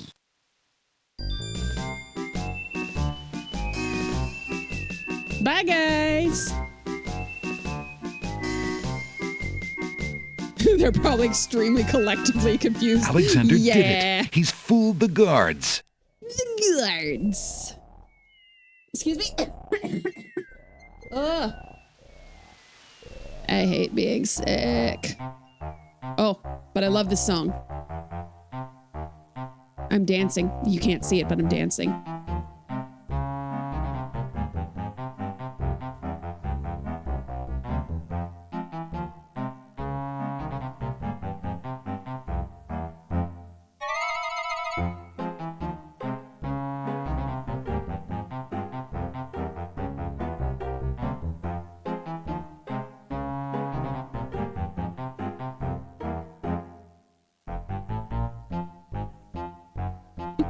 Okay, I'm gonna stop dancing with the cursor now. That's just fun.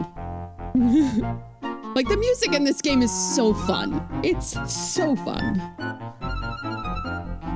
Ooh, I am gonna save, though, because this can be deadly. You spooter.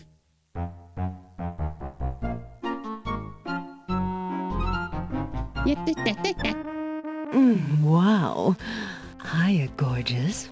Oh, what a luscious-looking hunk of flesh you are. Thank you, I guess. Who are you? How charming of you to pretend not to know. I'm Black Widow, of course. The femme fatale of all femme fatales. Know what I mean? You know, I was just thinking it was time I found my 50th, another husband. It would be quite a horror, an honor to have me as a bride. Just look at my beautiful weaving. It's so light, so delicate. You'll never want to leave my little nest. It is a lovely web, but my heart is elsewhere, I'm afraid. Oh, drat! The loss is yours. I'm sure you'll change your mind once you consider the advantages. Okay. So I'm going to back out here and pause. And I'm going to go on break. Enjoy some air conditioning. You love the drat. And I'm going to get myself some more water, so hopefully I can stop coughing my head off. I will see all y'all in a few minutes. Going to switch over from this catchy music to some different catchy music. BRB! Hello, everyone. Welcome back. My name is Princess Pearl. It's an absolute delight to see you all here. We're playing King's Quest 6. Okay. Play. All right, so back to the Black Widow. Oh, so there you are, handsome. What can I do for you now? That scrap of paper blew into my web from those books over there. The wind just thinks it can deposit anything here.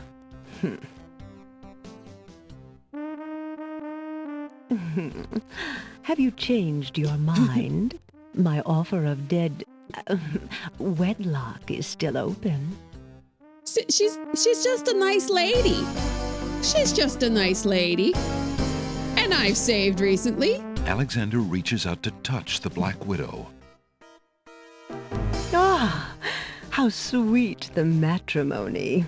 I knew you'd change your mind. Alexander feels the sharp prick of the Black Widow's teeth. Then, a strange burning sensation.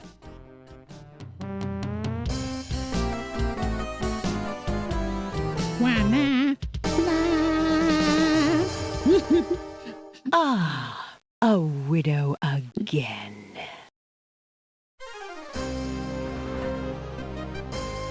Tickets only. Next. Why do you think they call her a widow?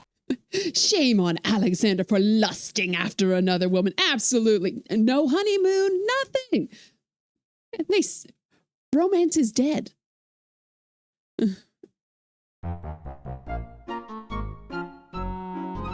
Okay.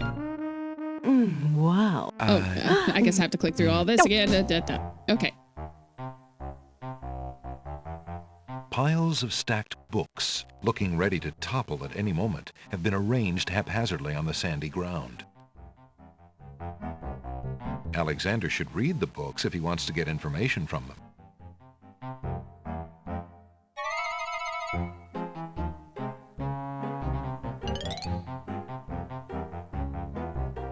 What do you think you're doing?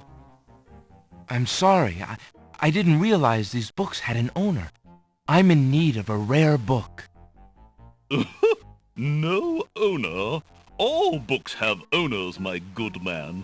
And this book owner, bookworm to you, wouldn't part with one of his books for anything. Isn't there something I can do for you to pay for the book? Let's see. Do you have an itinerant clause? I have Santa Claus. No. No clauses at all, I'm afraid. You had As two an in that. exception, you always should.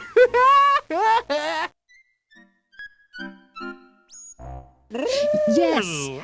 There's two Don't mind lands of the oxymoron dead and diphthong. in They're King's Quest, fairly which is limited so grammatical frustrating to me. principles, you know. Let's see. A marsh pig that does Texas? It's very specific. No. I'm afraid not. A dangling participle? I'm fresh out. A purple fiddle whacker? No, I don't think so. I like how he's got like a little grabby hand, like, do you have it? Idiosyncrasy, perhaps? Afraid not. Ha! Then what good are you? Yeah, that was one of the things, honestly, that really disappointed me about King's Quest VIII is, like, we have a land of the dead. It's stated to be, like, the land of the dead for everyone, for the whole wide world. It's just that the land of the Green Isles is closest to it. So when you go to the land of the dead in King's Quest VIII, and it's nothing like that, and the Lord of the Land of the Dead is significantly less awesome. It's very disappointing. All right. The tail end of this island is a riotous scramble of books, sand, and a spider's web. I want to look at the bees. Little bees buzz around the books as though the pages were laden with the sweetest pollen. Maybe they're spelling bees. Wap, wap, wap, wap. Okay. I got more stuff I can do here. The fallen log has a good-sized knot or bump. A stick is stuck in the middle of the swamp. A mushy swamp lies just off the path. It doesn't look like very good swimming. Well, you know what I gotta do then. Excuse me, my goodness. Swamp. Not very creative with the save names today. The swampy bog sinks beneath Alexander's weight. He feels himself being sucked slowly but firmly down into the muck.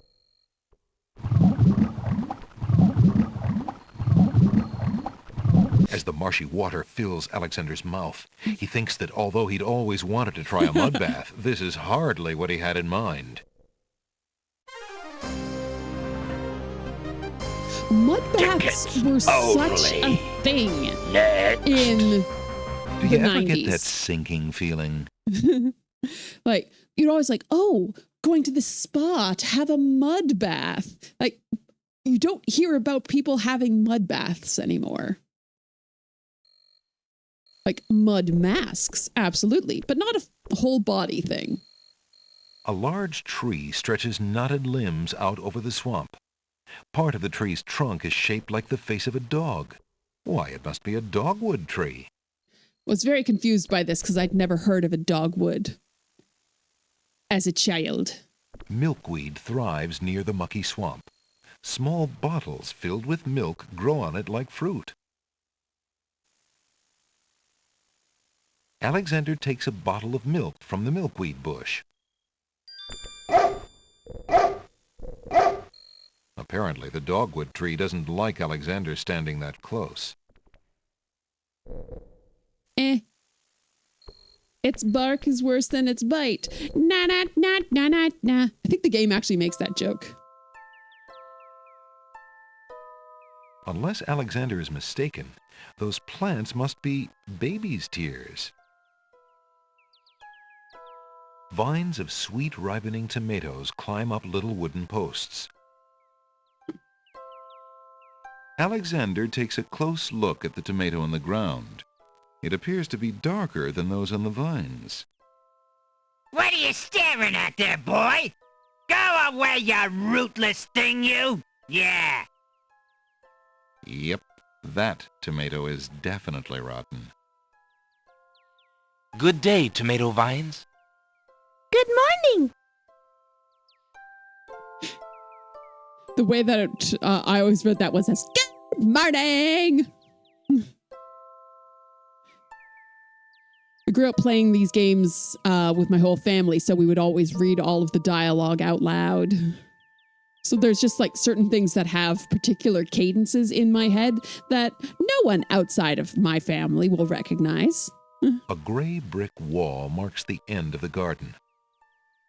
Those grapes look awfully sour.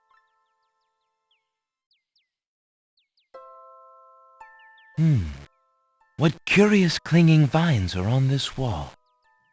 We know we're fascinating, but no one ever visits us. We're lonely. That's too bad. We just want to be liked. We just want to be hugged. We've been clinging to this wall, but he's gotten boring. Oh my gosh. Perhaps you should find a new place. Don't be stupid. We're clinging vines, not particularly mobile. No, I don't suppose so. Well, good luck. Very cheerful vegetables considering they're probably waiting for harvest. Especially like baby tears heads. That's creepy. It's just, I had a very weird moment because we have, in my family, we have always read the clinging vines line at not, we just want to be liked, we just want to be hugged. Read it as, we don't want to be liked, we just want to be hugged. So, like, we don't care about if you like us, just hug us. But it doesn't say that. It just plain old does it. That is a weird Mandela effect. That's so strange. Read that wrong for 30 years. Those grapes look awfully sour. Can I talk to the grapes? I don't remember. Alexander addresses the grapes. Why are you so sour, if you don't mind my asking? Well, we'll tell you. How would you like to have the possibility of being made into wine hanging over your head? And then there's our neighbors, the clinging vines. All they do all day is whine about the Ivy League social climbers that never call. Ivy League. It's really just no fun at all. That's too bad. Well, I hope things start looking up. Thanks a lot. Everything about this is strange. It is indeed. This is the Isle of Wonder. It's sort of a Wonderland knockoff. Are you talking about this up here? I guess they are kind of floating. I don't know if it's meant to look like that. It's meant to look wild and wacky.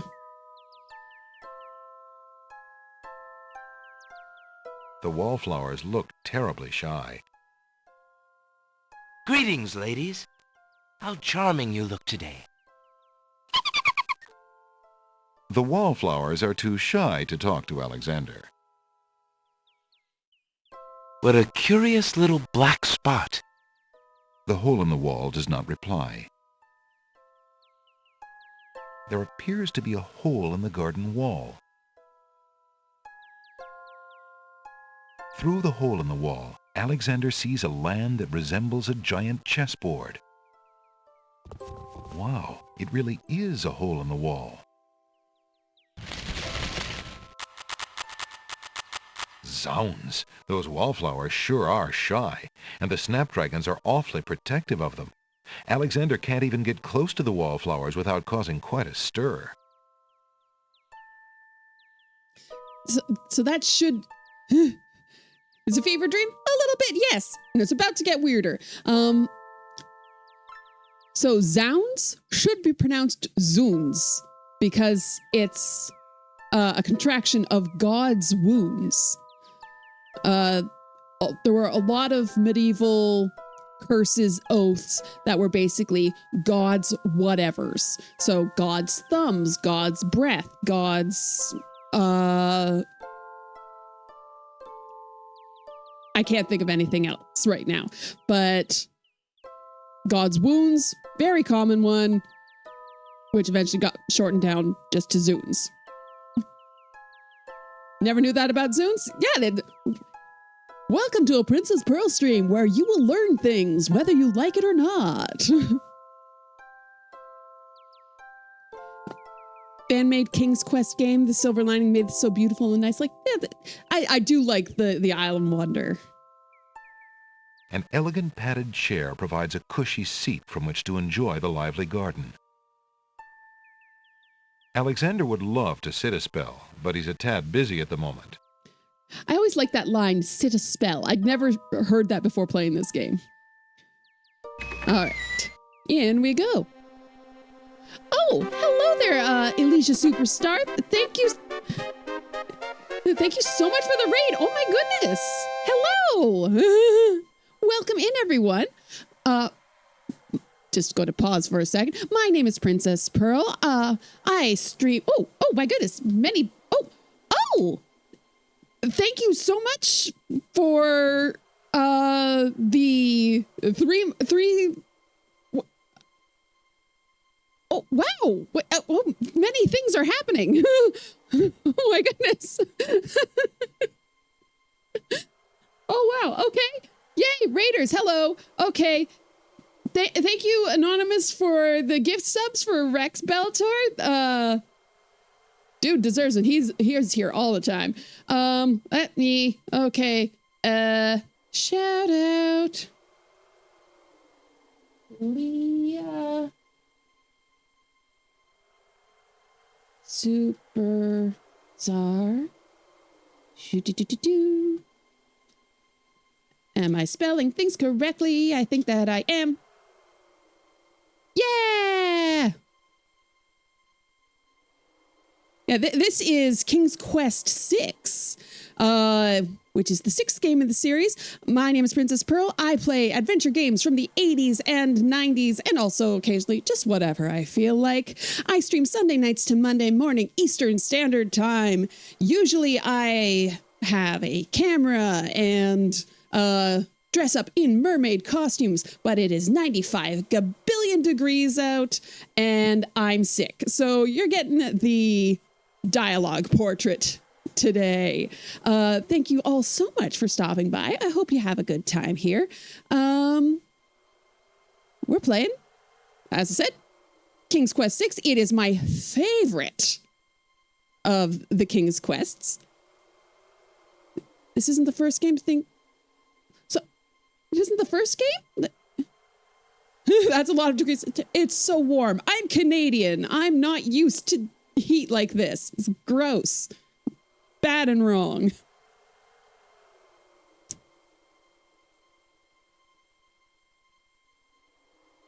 Oh, thanks for the shout out. Rex Bellator suggested me to raid. I haven't played any King's Quest games, but they seem really cool. Thanks for the suggestion, Rex Bellator. They're really fun. 5 and 6 are absolutely gorgeous games. They're excellent examples of Sierra adventure games, absolutely in their prime. Atari Beer Pong, there with me on the Canadian and not liking the heat. It's been so bad lately. Oh my gosh. I'm a Renaissance Festival performer. That's what the mermaid thing is all about. I performed at a Renaissance Festival last weekend. It was like 40 degrees and I was wearing a full body mermaid costume and a PVC corset and a wig and I died. And now I'm sick because many children hugged me. But let's move on. With the game. Checkmate! Only chess pieces allowed in chessboard land. That's right. Humans aren't allowed in and never will be. Stay out!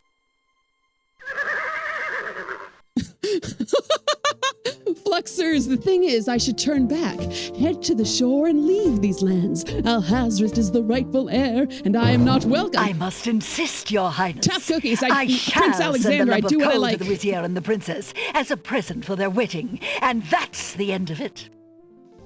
And I suppose you'll leave me with only this stupid spoiled egg to send, Your Highness. I want to impress the new king and queen of the realm as much as you do. As queen of this island, I have every right to that lump of coal. Who isn't queen of this isle? Me, I'm the not. The lump of coal is in my possession. Therefore, I shall do as I please with it. Besides, there's nothing wrong with that spoiled egg. The egg, though delightfully spoiled, is not nearly so valuable as the lump of coal, and you know it. Your Highness always got to carry the singing stone. It's not fair that you get the coal, too. That doesn't count. The singing stone was stolen by that horrid beast. Important I plot. should get to keep the coal just because my stone was stolen. It wasn't your stone. It belonged to the Isle of Wonder treasury. Your Highness always thinks that everything is hers. Excuse me, my good man, but could you settle an argument for us? Which of us should get to carry the coal and which the egg? Remember, white is the color of deserving truth and virtue. Quiet, Your Highness, and let him make up his own mind. I, for one, shall be more proper, and not even mention the fact that red is the color of love. Won't even mention it. I'm sorry, Your Majesties.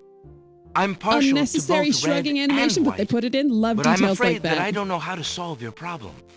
One of you will just have to be gracious and allow the other the lump of coal.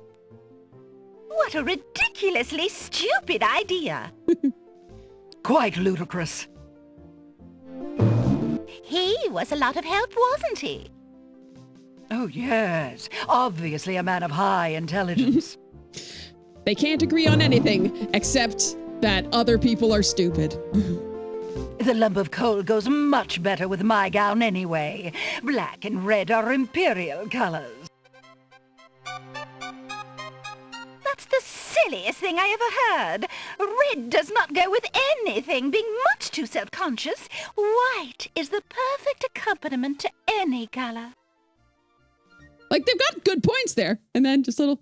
Oh, no, he does the shrug later. Yoink! Alexander picks up the Red Queen's scarf. It's a party. I love it when people in the chat all know each other. It's fun. You love the shrug. It's so good. It's just like, yeah, whatever. So this is always confusing because I have this item and then I get another item later that looks the same. The scarf is made of red silk. Oh, thanks so much for the follow, Twenton. I think I did that right. Okay. So that's all I need to do on this island for now. Oh, but I can take you. You can be my friend. Hey, what do you think you're doing there? Get your hands off me! It's a small world in retro, yeah. Alexander picks up Rotten Tomato and puts him away. One never knows when one will need a rotten tomato.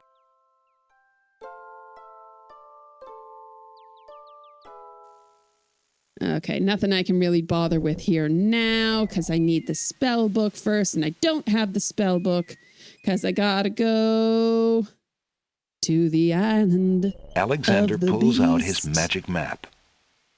I love this game so much.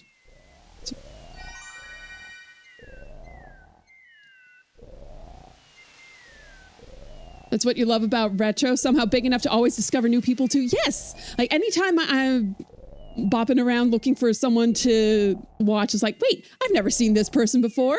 They're playing something cool. Let's go watch that. I don't often get a chance to because for some reason or other, I think my internet connection is good enough to stream out, but I always, anytime I'm trying to watch streams, they always lock up. It's like, but I want to see what happened. I don't know what's going on. Alexander feels a strange pulling sensation. better spells in this game than King Graham doing magic. Yeah, it's like, choose one of these 4 random pictures.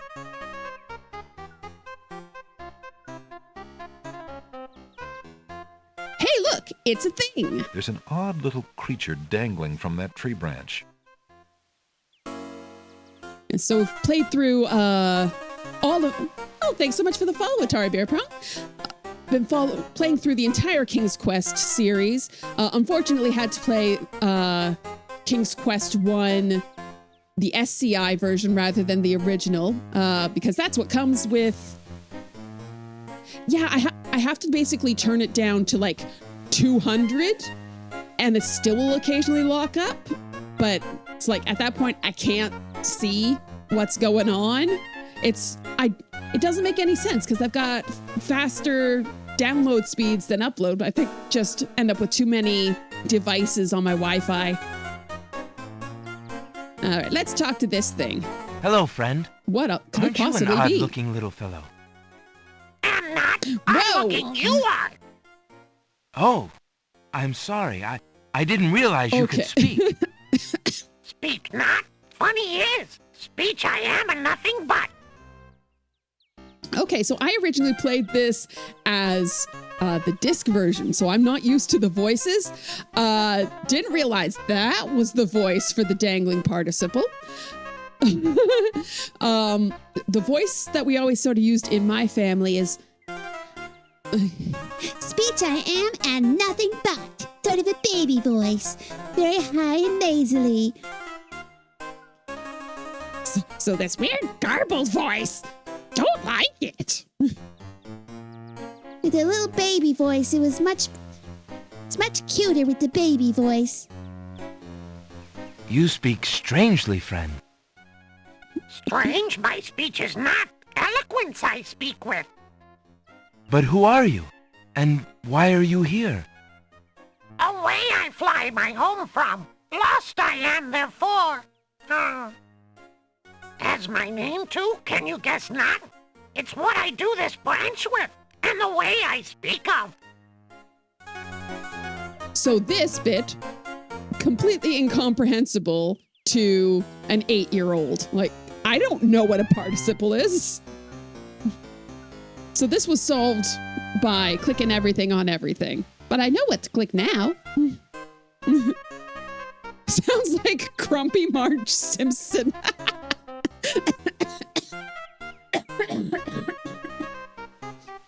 I do apologize, everyone. I am sick. Oh.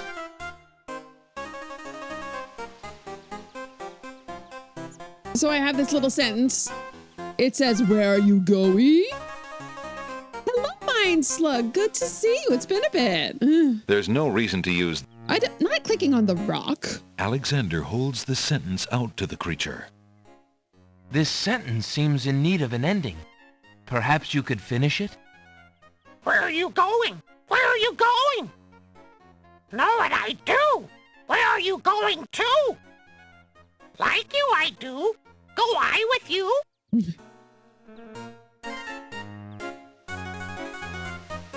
And we actually see where Alexander stores his stuff.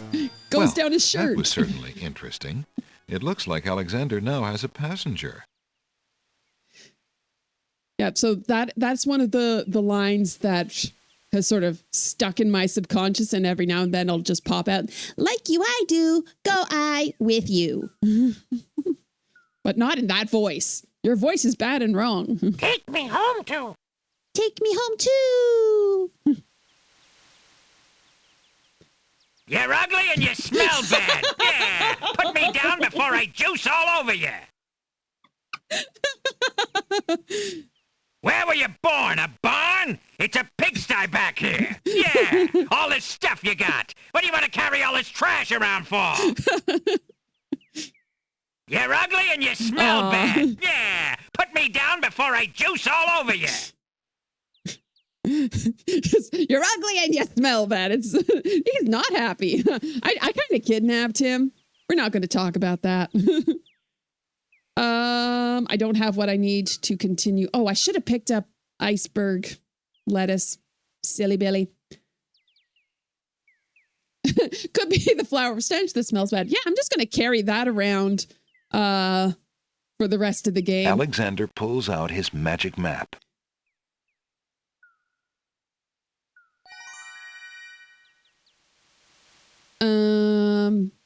Back to the Alexander. Island of Wonder. Yeah, if you forget something, it's a little bit annoying to try and go and pick everything up. Ooh, I just remembered a thing I haven't done. It's amazing voice acting changing. Oh, you mean my dangling participle voice? It's also the voice I imagined for. Is it? No, that's not the clam. The oyster voice. The oyster had more of a sleepy little old man voice. Hey, you fixed my mouse.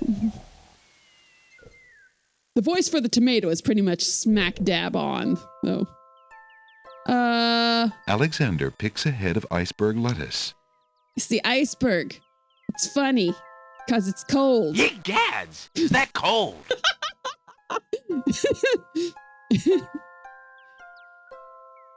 Speaking of medieval swear words, ye gads, egads, might see that occasionally now. Alexander pulls out his ye magic gads, map. which is ye gods. In English, most swearing is either religious or scatological. Depends on whether it's based on romantic languages or Anglo-Saxon. Because Anglo-Saxon cursing is all scatological and sexy. Not at the same time necessarily, but you know. Alexander feels a strange pulling sensation. Whereas Romance languages, because Rome and therefore Catholicism are a big deal, they tend to go more for the religious cursing. And these are more things that you get to find out when you come to a Princess Pearlstein. The boiling pond, Alexander throws in a head of iceberg lettuce. Glad that I clarified it's not necessarily at the same time. Like, it could be. Water slowly stops boiling. I don't know your life. By the ice. It still looks hot, but bearable. And time for... I haven't saved in forever. I'm saving. I'm not going to die anytime soon because I know what I'm doing, but just in case. Now, why am I calling this Save Dancy Dance? I will show you. Alexander decides to brave the steaming pond. Ouch! Ow! Ooh, ooh, ooh, ouch! The pond is no longer boiling, but it's hardly bathwater. Oh, I love that. I love that little dance so much. Alexander takes the old hunter's lamp from the tree. And he does it both ways.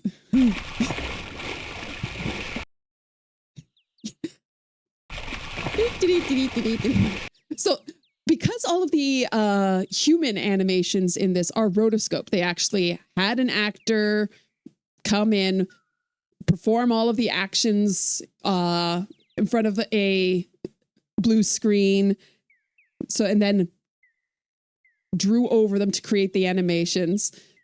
They actually paid someone to dance across the room doing that. As Alexander continues down the path, he gets the strange feeling that he's being watched. Come on by over the guy here watching. and see what I'm doing with these flowers. Never mind that stone fella on top of the gate. He Isn't- won't hurt isn't you he any. nice? He's just there to scare you. So friendly, down to earth. A pleasant-looking middle-aged man is busy tending a small garden just past the wall. And you know what? For no reason at all, recently, I've saved this game. Oh, hey. Alexander picks up the brick. Weird that moved, isn't it? That's so strange. But, you know, this guy wants me to come see what he's doing. So, you know what? Maybe I'll just...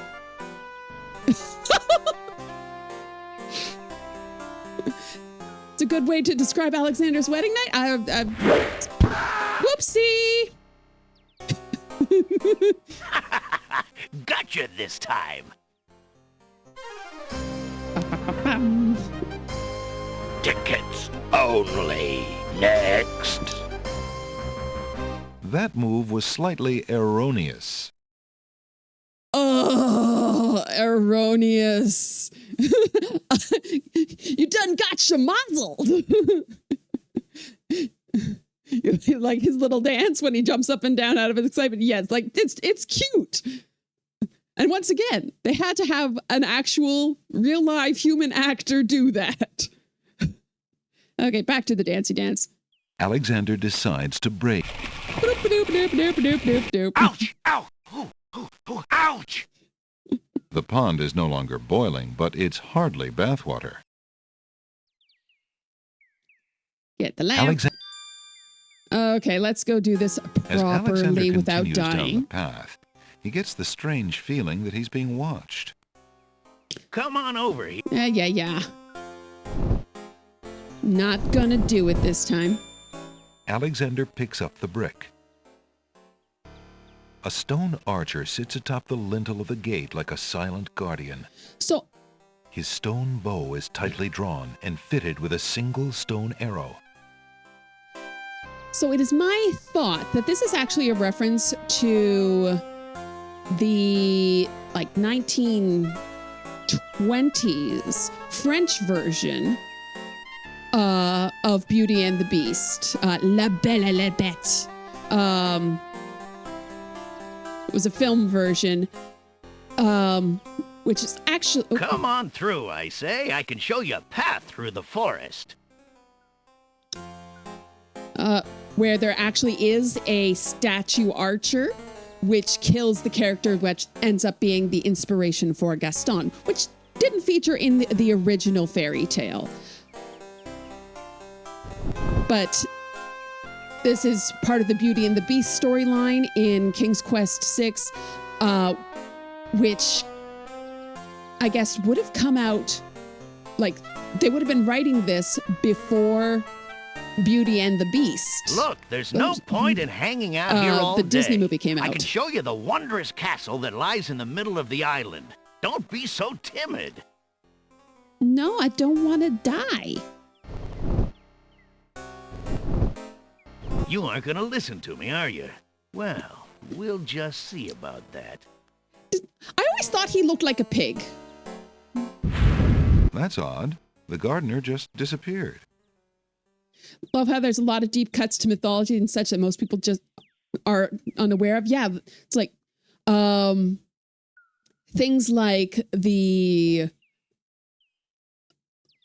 gnomes. That's like having a test where you have to go through many different types of senses where you pass like something through to the a blind character so that they can't tell what you actually are. Like that shows up in Hansel and Gretel, where Hansel, who was locked in the cage so that the witch could fatten him up, would pass a chicken bone through the cage, saying so that the witch would think that he's still skinny. The bridle and the snake thing in King's Quest 2, apparently that's a real myth? Huh. That I have not seen. I wouldn't believe, like, I believe it's true, but it's some sort of deep cut. Moon logic. No, you, including me, just don't know the mythology. And even things like the dangling participle, as I mentioned. As a kid, I didn't know what a participle was. I was 8 years old. I was still getting my mind around verbs and nouns, and so it's just that was solved by click everything on everything else. But as an adult, I know what a participle is. I have an English degree. I better know what a participle is.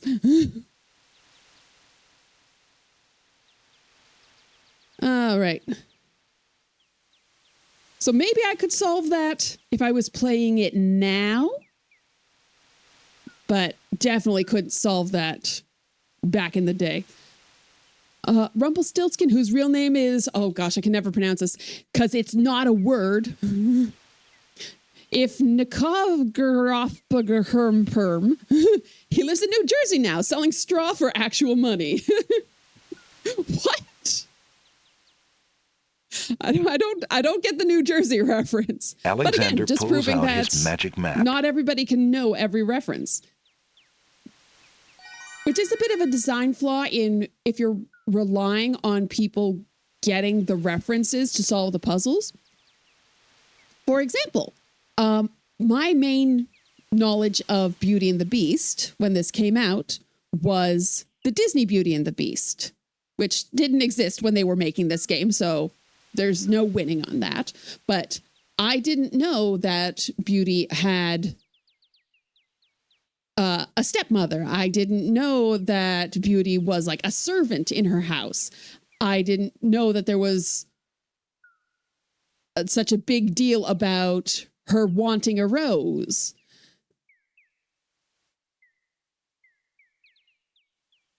You saw people playing King's Quest IV yesterday and they didn't know who Cupid was? Calling him Hermes and just randomly shot the arrow at the frog? And they didn't know the Frog Prince? Ooh. That's, yeah, because that, yeah, wow. Yeah, the King's Quest IV relies a lot on you knowing mythology and stories. Like, you have to know Cupid, you have to know Pan, you have to know the Frog Prince. Without the knowledge going into that, like the game is completely random. The Seven Dwarfs. If you don't know Snow White, why on earth would you be cleaning this house? Why would you even think to do that? But if you know all of those references, like, yeah, okay. This is the dwarf's house. It's dirty. I'm a princess. I'm a clean it. Mm-hmm. Where am I going? What am I doing? Alexander feels a strange pulling sensation.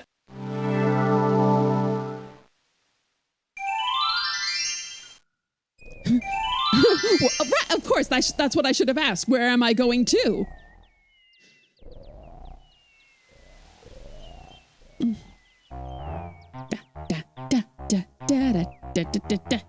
I love the music here. Ding dong. Do you have anything interesting yet? A regular abnormality? Let me see what I have.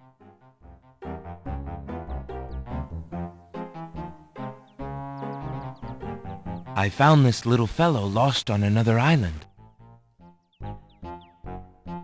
Coming home I am too. There you are, you naughty boy. I told you not to leave the island. Glad I am seeing you too. Sorry. A most solemn celebration.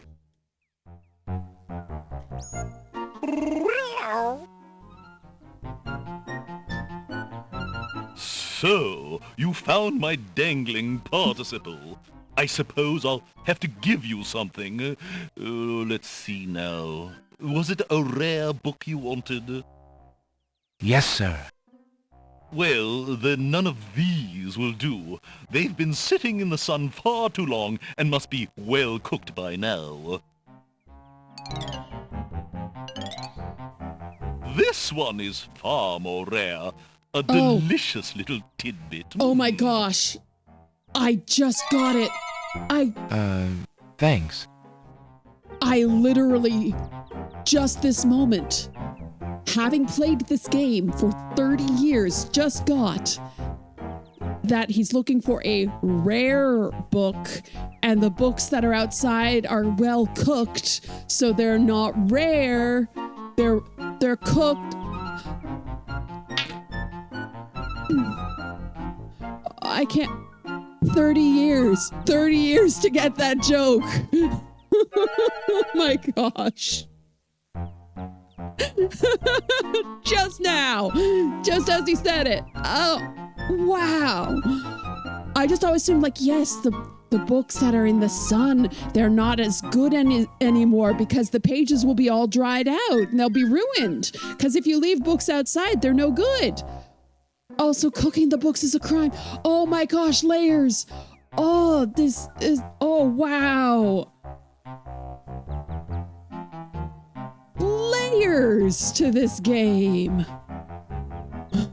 Mind blown. Oh, so there you are, handsome. What can I do for you now?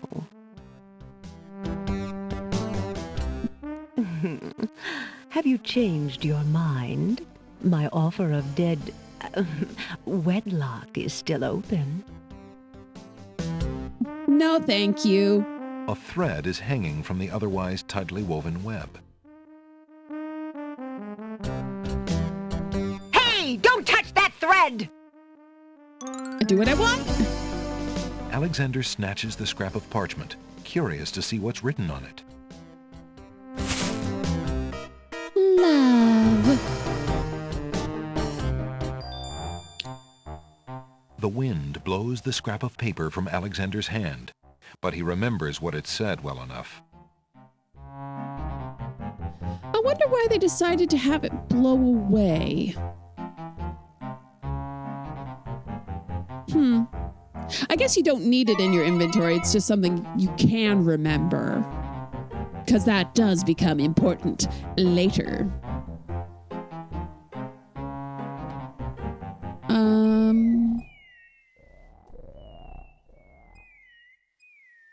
Got the rare book.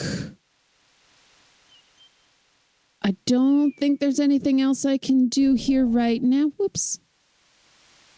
Oh, I should probably save, just cause.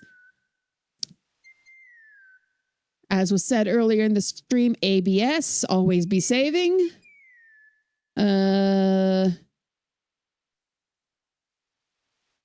Book talk. Alexander pulls out his magic map.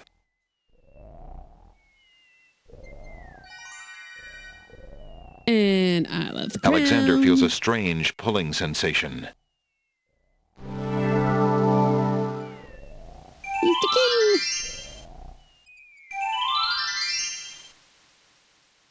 Maybe they didn't want the player to carry around an in-game hint, wondering when you're going to use the object. On the other hand, adventure games frequently have items that you don't actually use, so that's a good question.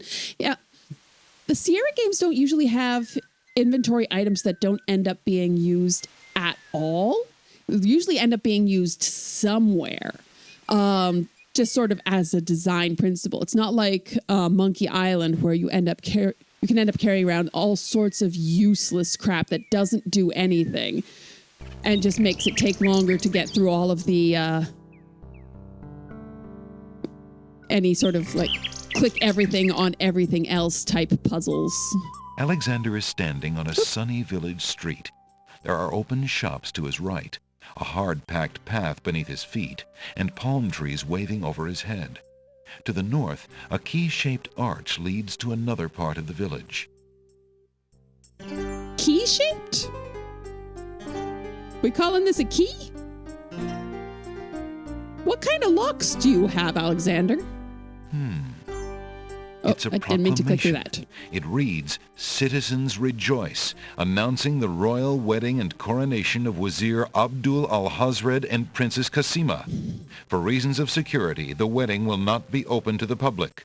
Long live the new king and queen of the land of the Green Isles." Alexander feels his stomach turn at the thought of the dread event. If he doesn't do something soon, Cassima will be another man's wife.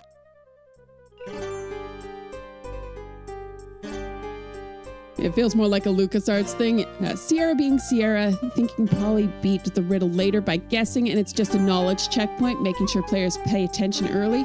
It's also only used if you go the long route, so Data, in theory, is good. Speaking of the long route, I'm thinking what I'm going to do is I'm going to save before we hit the split so that we can see both versions. Hello. I will be right up. Now, what can I do for you? Yes, I have my ring, so he'll be fine. Okay. I'm just like making sure I've got all my little duckies in a row. Hi, guy. Good day, sir. Is there anything you can tell me about the land of the Green Isles? I'm sorry, but I have no time for idle conversation. I'm too worried about the princess. Jello! Is this the sunburned egg version? It's chipmunk Jello.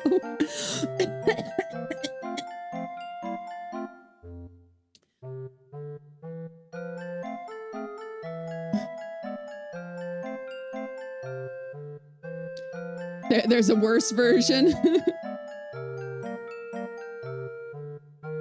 Okay, so you're worried about the princess? Well, conveniently, I'm a prince. Determined to learn more about the strange man's relationship with the princess, Alexander shows the man his insignia ring and formally introduces himself. I'm sorry to insist, but my name is Alexander of Daventry, and... I appreciate the offer of the ring, Alexander, but I'm afraid I'm already spoken. Daventry?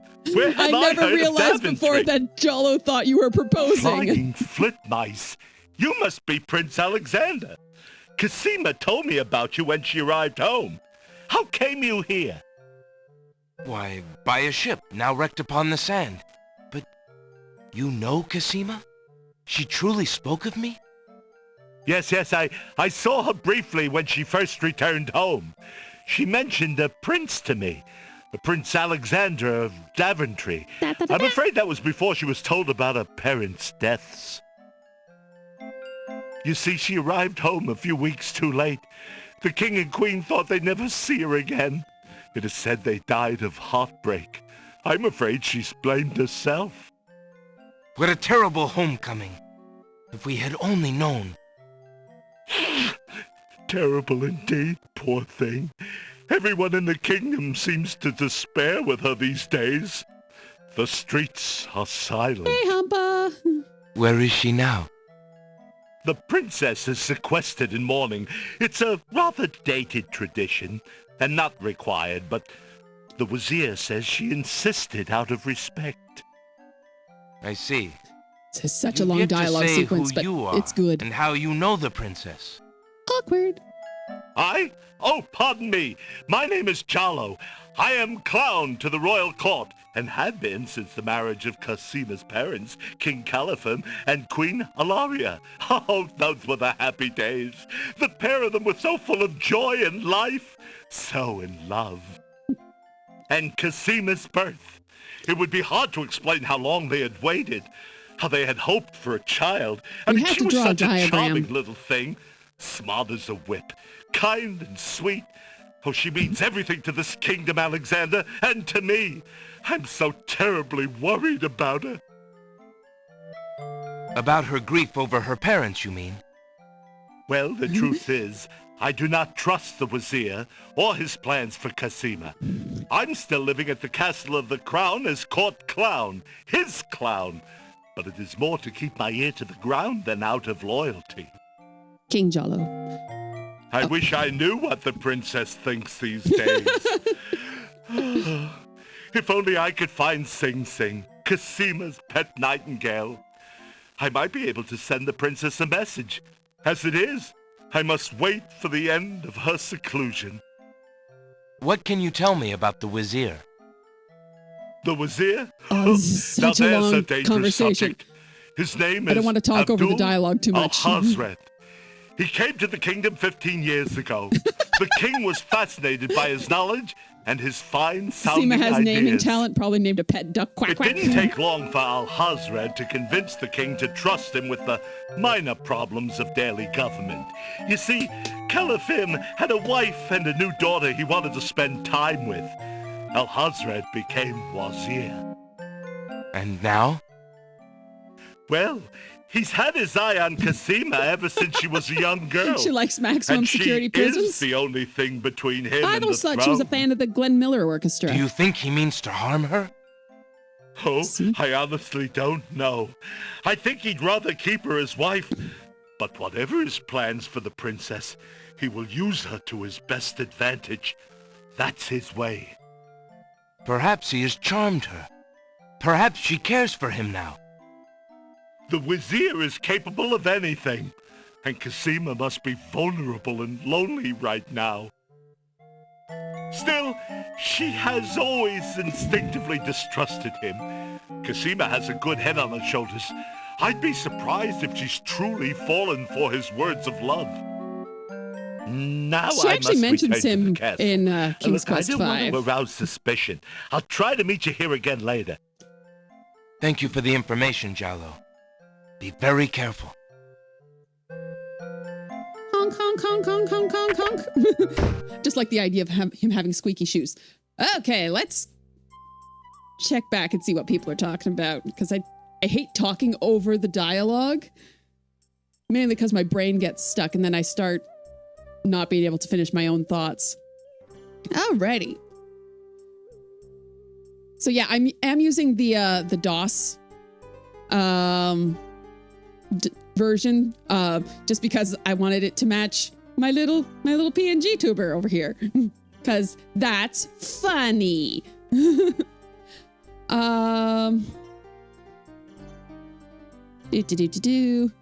like the point of view where we're looking through the books, like we're peeping over them. Yeah, like the graphics and the art in this game, so good. In King's Quest V, when you were sort of inside of a space, they'd have a border around the scene, and then whatever's happening inside, like the shop or whatever happened inside of that border, to create a sense that like you've gone inside of the place. Whereas in this game, it's like, oh, well, there's a sort of a frame. So you're peering in to make this space seem more enclosed. What else were people talking about? Cassima's naming talent, Sing Sing, is maximum security prison. Oh, this is... he do be honking. This is the game with Girl in the Tower. Speaking of... About... Wait, what? Do I not have it?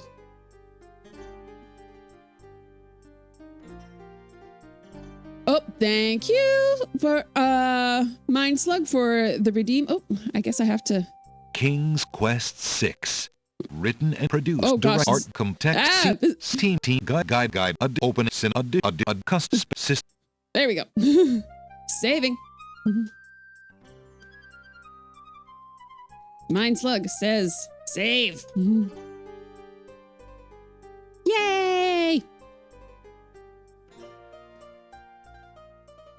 Do I not have the option for Girl in the Tower? King's Quest VI is a little different from any other King's Quest you might have played, and perhaps even from any adventure game you've ever played. No illegal advertisement. Oh, right. We're proud of the design of this game, but you'll have to be on your toes to keep up. This tips section will give you some special suggestions for success in mastering this game. There are no hints or puzzle solutions in this section, just playing tips, so don't be afraid to read on. We promise not to spoil anything. Playing adventure games well. To master this game, you'll need a good adventure game strategy. Here are a few things that will help. 1. Look and hand on everything, especially on a new screen, or when new items appear on a screen you've previously seen. Read the text carefully. Sometimes you'll need to read between the lines. 2. Pick up everything you find using hand. There are no limits on inventory items in King's Quest VI, so the more the merrier. If you can pick it up, you'll probably need it. 3. Try to use all of your inventory items on the puzzles you encounter in the game. Sometimes, even an error message will give you a clue as to what will work. 4. Save often, especially before attempting anything unusual or possibly dangerous. You may want to format several floppies just for this purpose, so that you can have more than one directory's worth of save games. It also helps to label your save games explicitly, since the order and I'm trying to keep timing this of stream puzzles is often PG-13 at most. I'm not going to be using any explicit titles. Save games will allow you to easily try different approaches to the puzzles, not to mention recovering from fatal encounters. 5. Read and save your guidebook. There are a number of puzzles which can only be solved using the guidebook to the Land of the Green Isles. Sorry. And several others where this manual will save you much frustration. 6. If you get stuck on a puzzle, move on and come back later.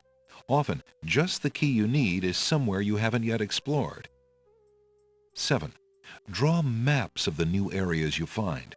Most areas of the game aren't difficult to remember without a map, but there are a few in which mapping will definitely help. The game suggested that I use explicit save titles. Always a good idea. Prince Alexander is in a strange land. He'll need all the help he can get. Even when people push him away, it's a good idea to persevere. There is always a way to win someone over. Except for Alhazred. 9. It's always wise to talk to every game character until they begin repeating themselves. It often takes more than one talk to get all of a character's information. Also, try talk again if you suspect things might have changed for that character. 10. Go back to areas you think you've completed. This is just very interesting. Sometimes things change. 11. If something seemingly of importance is there, there's probably a reason. Take your cue from messages. They will help let you know when things are most likely part of a puzzle, rather than just part of the background. Sort of internalized. 12. Be careful. The Land of the Green Isles can be a dangerous place. Watch your step. Always pester people and don't take no for an answer. We're not here for consent. We're here for Cassima. Optional puzzles. King's Quest VI has many puzzles and subplots which are optional. This means that you don't have to find them or complete them to finish the game. Approximately 50% of the game is optional. This doesn't mean we made puzzles impossible to find. If you keep your eyes and ears open, read the text carefully, and always pay attention to what the animation is telling you, you'll be able to find everything. Then you don't have to do Land of the Dead. There are also multiple solutions to some of the puzzles, the Druid's Island more important ones. Like there's a whole bunch of stuff. In those cases, one solution you don't have to do any better, magic, while one is easier to find. The solutions available to you may depend upon which branches of the story you have and haven't done. And so if you don't miss something the first time, the long route, you can always replay. After you're all, only doing half the game. You don't want to miss any of the great puzzles and great animation. Beginning adventurers. Okay. If you are a new player, okay, I think I'm done with. Oh my gosh! Message. If you think hints too. Wow. Okay, there we go. That was interesting, but it was long. I've forgotten what I was doing because that was so long. Oh, right. Is that Gary Owens as the narrator? I don't know. To IMDb, which I had open because I was checking the voice of, no, it's Bill Ratner. Was checking the voice of the oyster. I keep on saying clam. Clams don't tend to make pearls. Like they can, but they're not usually as nice as oyster pearls. Basically, any sort of mollusk can make pearls, but oysters usually are the ones that do sort of separate ones that easily come out. It's Flint from G.I. Joe. Huh. Neat. Yeah, like this is another game like Quest for Glory 4 where the voice acting is stacked. Like I think that Alexander's voiced by someone big. Robbie Benson, who is the voice of the Beast, which is kind of ironic because there is a Beauty and the Beast section of this game. Oh, and apparently he directed 6 episodes of Friends. I have learned a thing.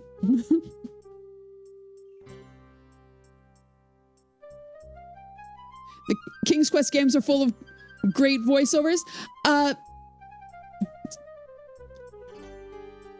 I see your King's Quest game is full of great voiceovers, and I will take the opportunity to point out, yonder lies the crystal cave.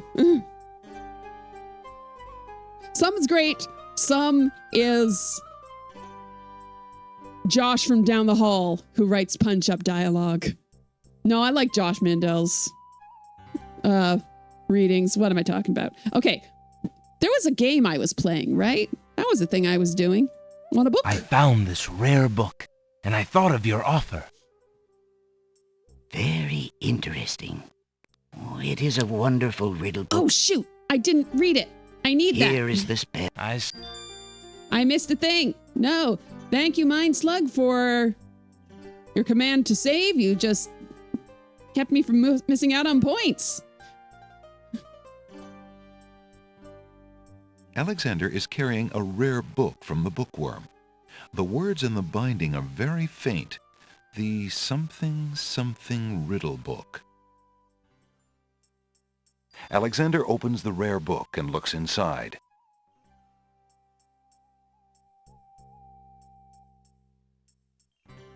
The book contains riddles and has a page missing. Alexander glances at a few of the conundrums, but finds himself more curious about the one that is missing. What was the riddle, he wonders? More importantly, what was the answer? The book contains riddles and has a page missing. And what was the... I wanted to see what the other riddles are. Also, this is beautiful. Like the medieval illumination style. Lovely.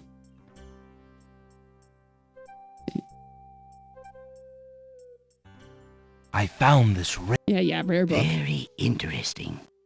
Oh, it is a wonderful riddle book. Riddles are much more marketable than spells these days. I guess people believe more in mirth than in magic.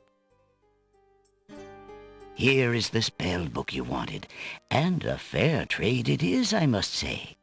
Enjoy it. I certainly hope so. We shall see how rusty my spellcasting truly is. It's really hard to judge these old games for the voiceover work. There was no real budget, and often they just got people from the office to do the voices. I think King's Quest VI was one of the first ones really investing in voice actors, like the Beast from Beauty and the Beast doing Alexander's voice. Yes. Oh, your favorite is Tony J won't say which King's Quest game. We have encountered Captain Saladin already. So yes, we have seen him in King's Quest VI here. He will always be Megabyte from Reboot for me, which is not surprising considering my Canadianness. Captain Salad Man. Yeah, I could listen. Give Captain Saladin the boring book, and I'll be happy to have him read that to me, always and forever.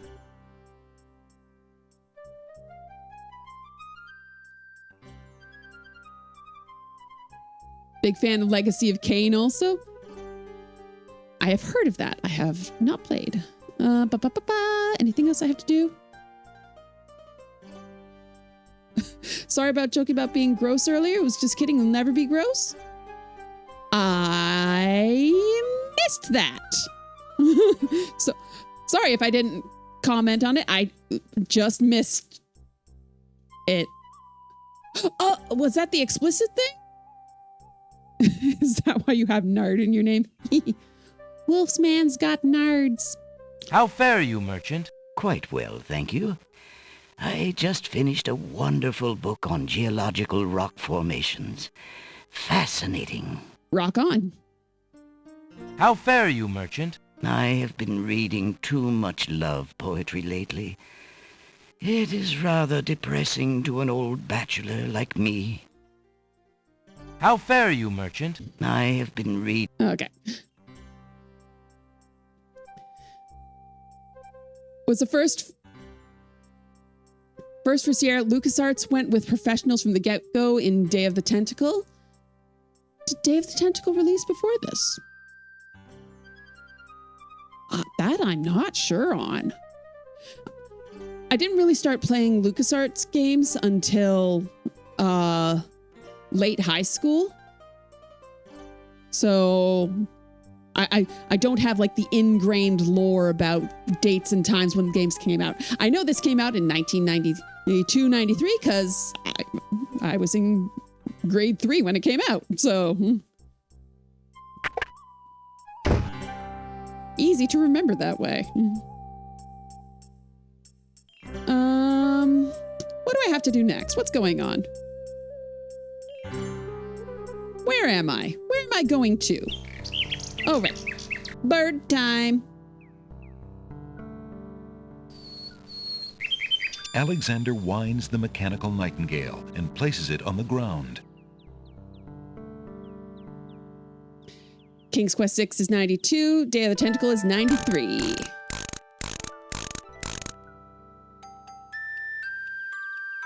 La, la. The mechanical nightingale sings a sweet, tinny tune. The real nightingale in the tree cocks her head and listens. The nightingale flies to a lower branch and looks at Alexander curiously, as if she were deciding that this human might not be so bad. Nightingale, are you trying to insult me with your mechanical trash flesh bag? Sing, sing, sing, sing. Everybody got that swing. Yeah, the nightingale thinks this is AI slop. Want to go deeper, Loom, as it has C cassette that gave some lore background. Loom came out in 1990.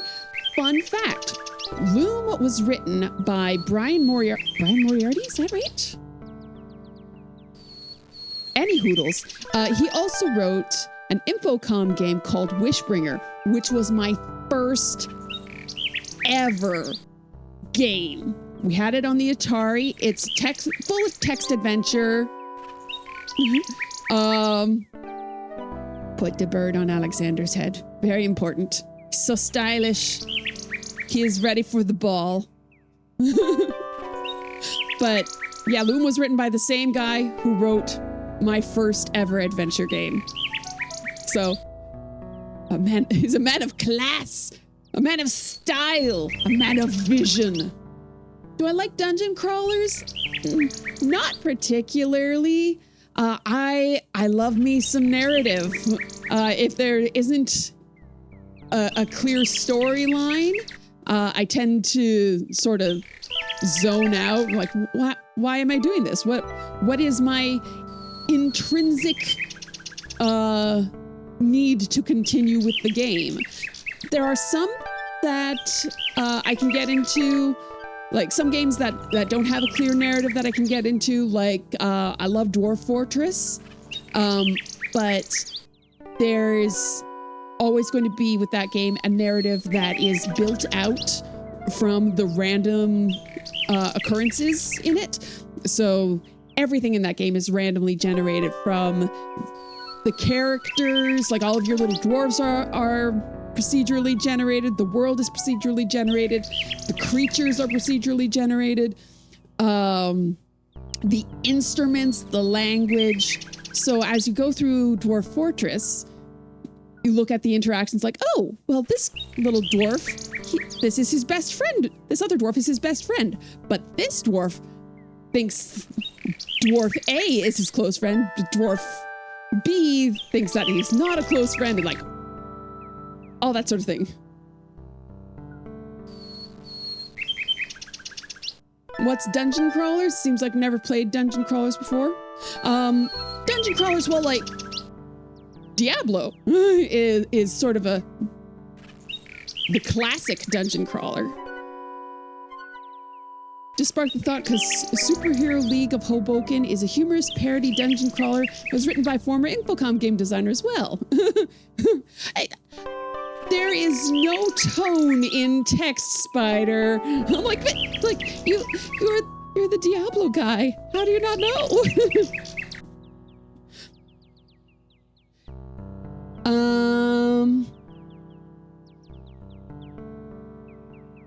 Oh, reason you apologize, you posted an emote of Mario where he smashed in a war pipe, which is kind of gross, but considering some of the deaths in this game, I figured it wasn't an issue. It's even less of an issue. I didn't see it. Yeah. It will remain a mystery until I go back through and edit this to go up on YouTube in a week. Thanks so much for stopping by, Leisha. Thank you so much for the raid. I really appreciate it. Have a good night. Dungeon crawler is also defined as a cocky adventurer going into a dungeon and getting their legs amputated by the first monster holding a sharp object. Oops, scrolled. Or claws, and trying to flee. Steve Moretsky, he did Hitchhiker's Guide to the Galaxy. Ooh, the Babelfish puzzle, and that is mean.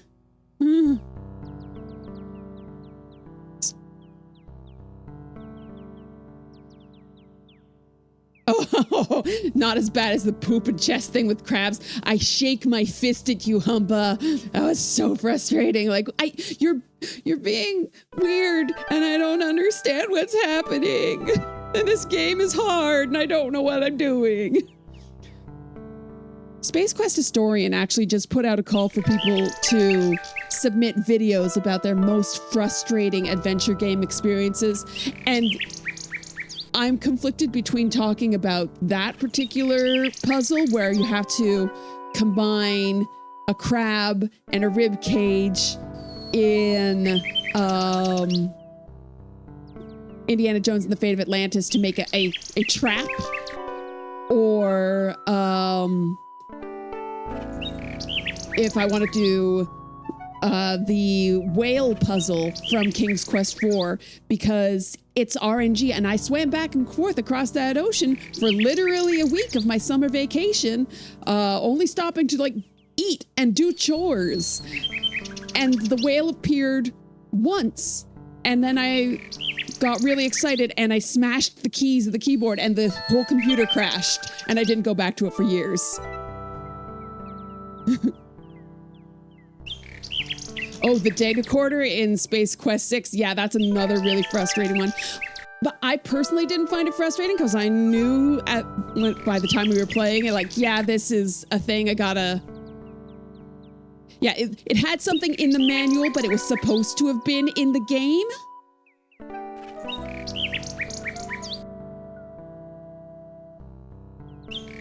Okay, speaking of games, I should probably play this game. Crazy thought, right? Who plays the games that they've actually got open on the screen? Crazy. Who does that? Madness. Hey, bird, want a ring? Alexander holds out his insignia ring to the nightingale, hoping she perhaps is the nightingale that Jallo spoke of, and that she might be able to take the ring to Cassima. The ring is the one thing he has that might alert Cassima to his presence on the Isles.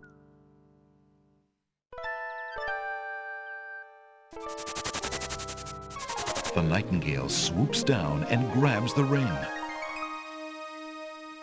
She flies off towards the castle, perhaps to Cassima. Sing, sing. What have you got in your mouth, my pretty? A gold ring? Sing, sing. Where did you get this? Realm of Daventry. But this is Alexander's ring. Oh, my soul, he must be here. Sing, sing, I wish you could tell me what you've seen. Is he really here then, on this very island? Oh, if only I could leave this castle as easily as you. Take this ribbon, Sing Sing. If you know where he is, return it to him. Please be careful, Alexander. It is so dangerous, and yet I could not wish you away. If you're not... And hold that. If you don't put the cursor, the crown cursor on people's heads in a King's Quest game, what are you even doing? The little bird makes a delivery. Thank you. It's a red velvet hair ribbon. Could it be? Could it possibly belong to Cassima herself? Or am I merely wishing it were so? Oh. Lissai. So there's a thing that you can very easily miss, and you don't need to do it if you're not doing the long playthrough. Alexander examines the red ribbon and finds a strand of long black hair.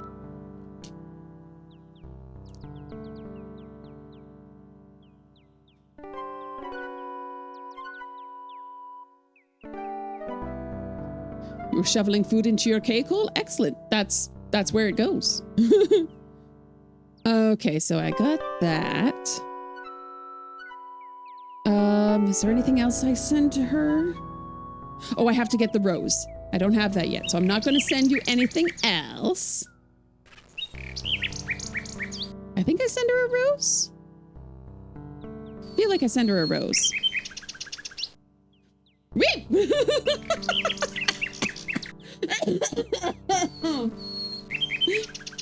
Thank you so much for the follow, Paro591. I appreciate that. I've got that hooray sound very loud. With the recent trend of people calling Behind's cake, that gets a weird undertone. Why watch Love Island when there's King's Quest 6?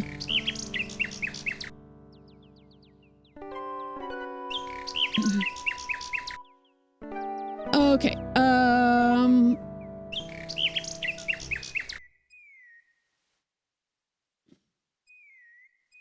trying to remember the right order of things.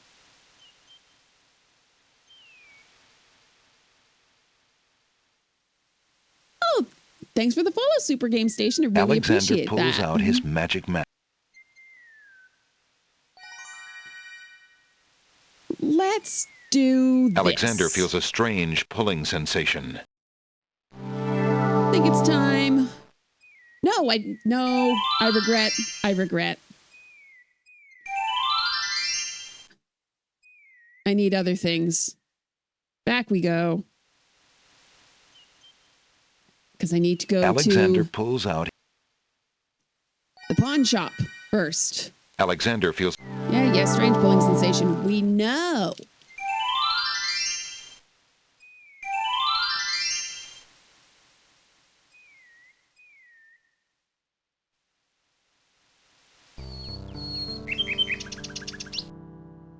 Need the tinderbox. Very important. Don't go... Your candy dish is empty. I am sorry, sir, but I have no more mints. Somebody has eaten them all. And I don't know... I'm not saying who. Get some more, then. Not saying who. I fear that is impossible. Without the ferry, I can no longer get imports from the other islands, and we do not grow mint extract on the Isle of the Crown. Oh, I hate not getting what I want.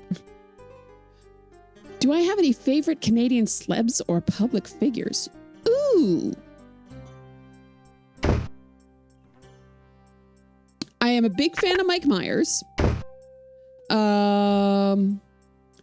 Catherine O'Hara, Eugene, basically, the cast of SCTV, was Second City TV, which is sort of like a Canadian version of SNL. Big fan of all those actors. So Eugene Levy, Catherine O'Hara, John Candy, R.I.P. Rick Moranis, Dave Thomas. You have a dentist appointment in the morning, so it's been fun. Take care. Oh, it's been wonderful. Thanks so much. The Svanky Brothers. Yeah, there are so many absolutely amazing Canadian. Dave Thomas, not the hamburger guy. It's the Svanky Brothers with the muh.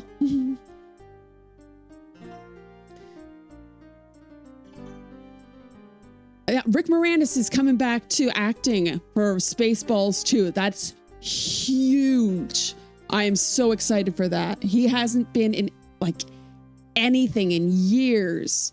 He has put out some pretty good classic country music though, which is very cool. But yeah, after I believe his wife passed, and then he sort of went into retirement so that he could focus on his family. Interviewed Sarah Gaden once. Never heard of her before. She starred in Dracula Untold, but she was amazing. She's Canadian. Yeah, like there is so much amazing Canadian talent, but unfortunately, the most profitable thing that a Canadian can do is to move to Los Angeles. Jim Carrey is Canadian, yes. Oh gosh, lots of Canadian musicians, Sarah McLachlan, because I was a teenage girl in the late 90s, early 2000s, so had to love my Sarah McLachlan. Shatner's Canadian. Yep. He actually still has his Canadian citizenship, even though he's been in the States for decades. So he has never voted in an election because he's not a Canadian resident, but he's not an American citizen.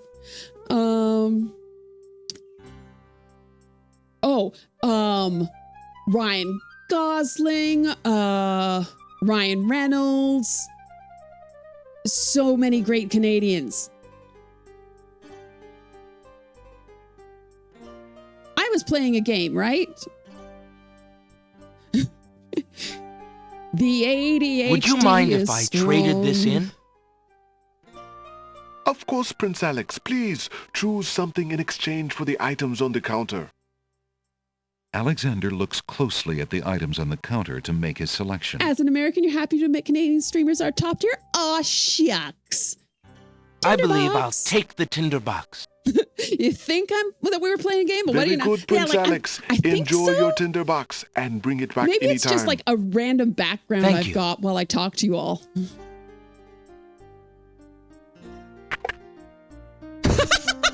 Alexander is joining Tinder. Send that to Cassima.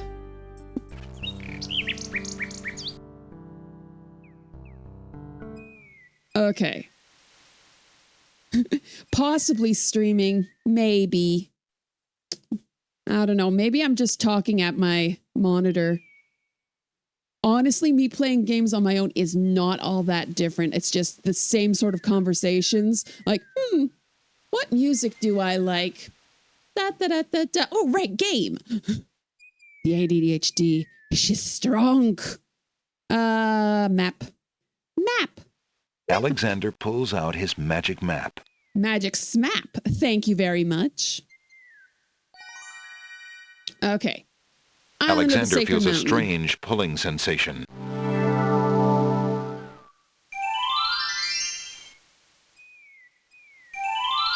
Okay. You know what would have been smart? If I actually got the info about this up on my screen here. Let's see here. Cliffs of Logic.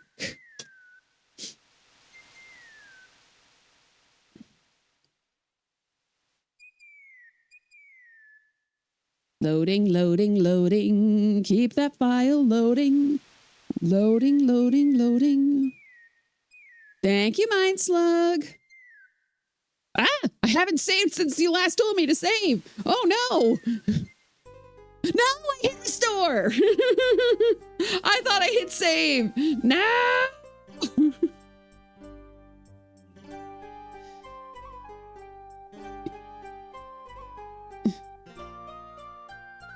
Yeah, I need to... I've been informed that... did I get the book? No, I haven't even done the book yet. Alexander. Stupid.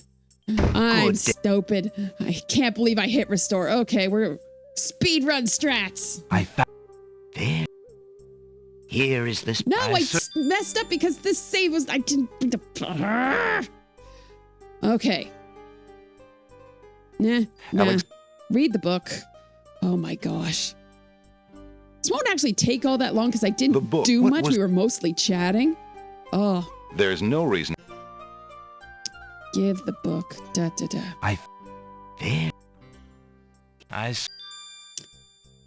Okay. You know what? I'm going to save again.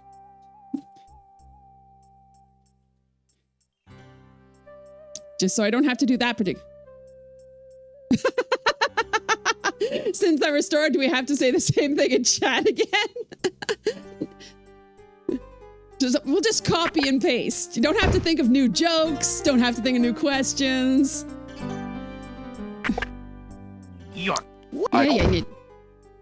Yeah, you storm off. No candy for you.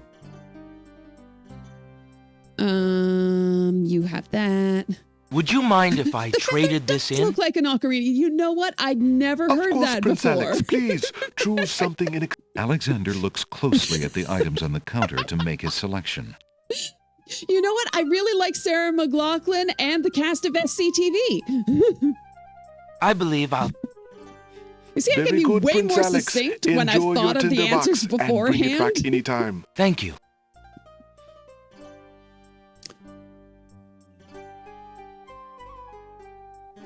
Just gonna save over that.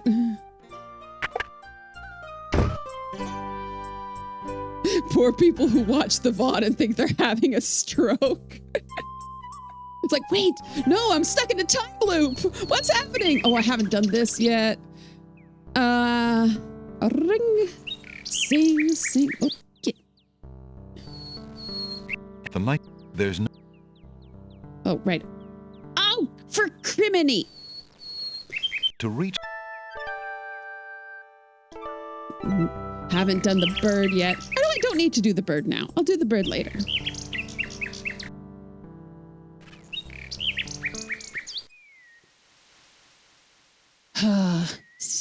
I'm a silly Billy. Alexander. Someone mentioned someone about what medication they take for ADHD. The problem is I was Alexander feels a... My teacher said, save often, yes. I will save as soon as I get there.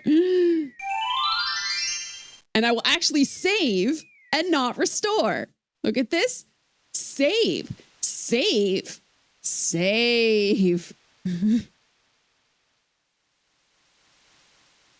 For real. Mind's Luck says save for real. There we go. Yay. Okay, we're good. Everything's fine. But yeah, someone was mentioning ADHD medication. The problem with trying to get ADHD medication is that you have to actually, like as an adult, you have to put your mind together enough to book a doctor's appointment, remember to go to the doctor's appointment, be able to communicate. These are the problems that I actually have instead of going like, wait, I know things are hard, but I can't think of any exact examples. Took you a year and a half to get it done. Yeah. Like, it's like, no, I could have been up for a diagnostic when I was a kid. But unfortunately, one, I'm a girl. So harder to get diagnosed. Two, I was good at school and like quiet and respectful to the teacher. So I wasn't a problem. I was just really disorganized and flighty. And would like tell long rambling stories and that sort of thing. And three, my mom didn't want me to get diagnosed because we don't want her to be saddled with a label. It's like, no, do you know how much easier school would have been if I could have like managed to get all the way through a thought in one go? That would have been awesome. Okay, I have saved. There appears to be something etched into the face of the cliff. Alexander decides to get closer. Ignorance kills, wisdom elevates. So, cliffs of logic. What do I have to do? Yes. So, in the guide to the land of the Green Isles, there is an extended story about how there is a previous adventurer had gone to the land of the Green Isles and he'd heard all of these stories from the Winged Ones because he went before everything was shut down.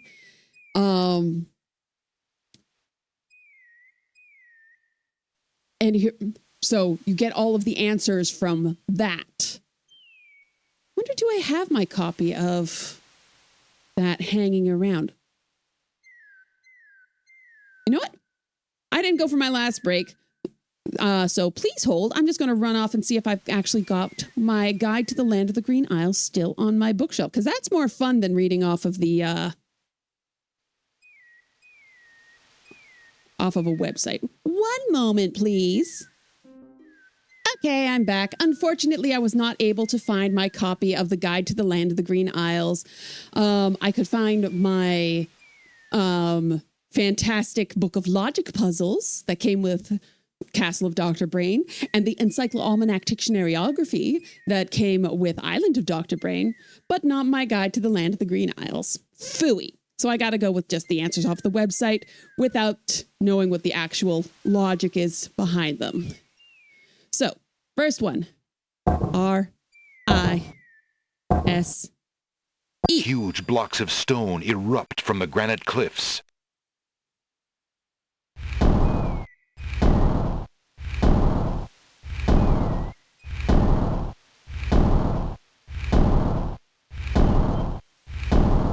Alexander stares with wonder. That's quite a way to welcome a guest, if indeed it is a welcome. I think that first riddle is, he who can solve the cliffs of logic shall rise. Something like that. There we go. Oh, you know what? I'm just going to save one more time. I've done one thing because this is annoying. You got to line up your little feetsies so they're exactly on the block.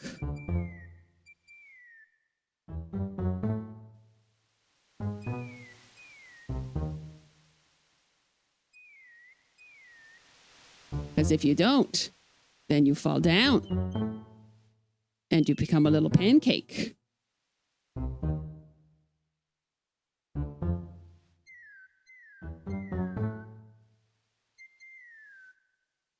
Alexander examines the strange etchings in the face of the cliff. A master of languages will soar. Okay. This is the alphabet of the old ones, the race that predates the winged ones who live on this island. So each one of these symbols is related to a letter, a color,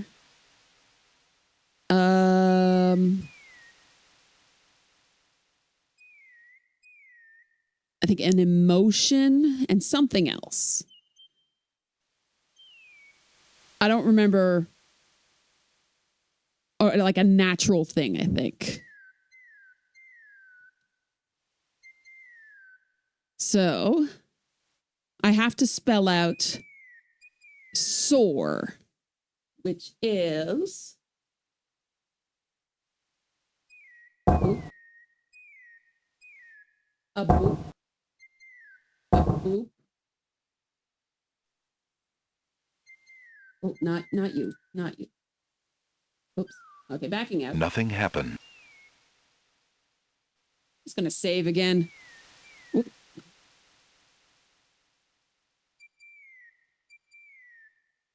Up the cliffs. Alexander Okay, let's look at that again.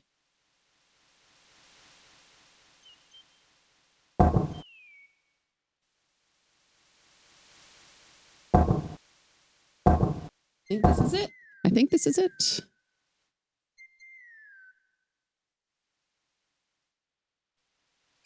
This picture is not terribly helpful. Nothing happened. Okay, at least I didn't fall.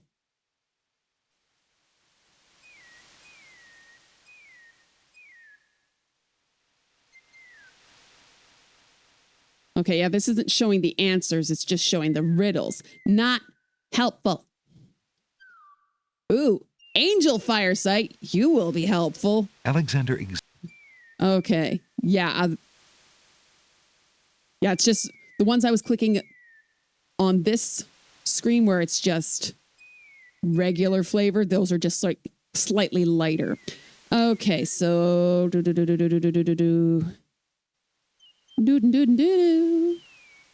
Where's the one I want?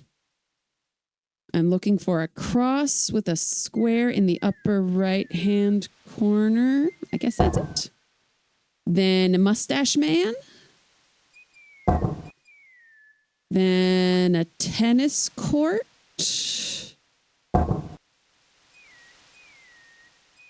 Then a staircase with the square. The stone beneath Alexander's feet trembles as more steps emerge from the granite cliffs. Excuse me. Boom.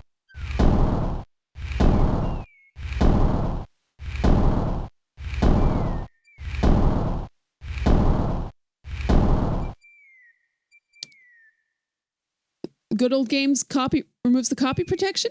Oh, I didn't know that. Yeah, this is the version off of Steam.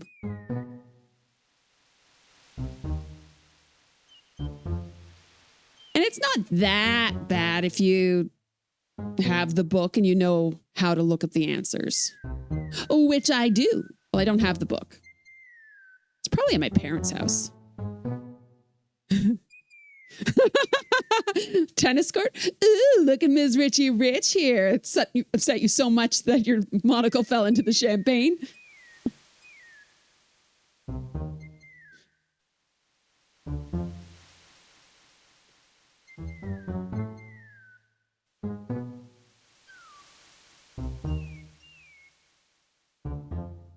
Okay. Alexander examines the strange etchings in the face of the cliff. Oh, yes, I have this memorized. 4 men standing in a row, third from the left and down you go. Oh, the rest in order, move you on. The youngest, the oldest, the second son. Like, that's just always, that's stuck in my head as a little poem. So, third from the left and down you go. So, not this one. Rest in order, move you on. The youngest, the oldest, the second son. The stone beneath Alexander's feet trembles.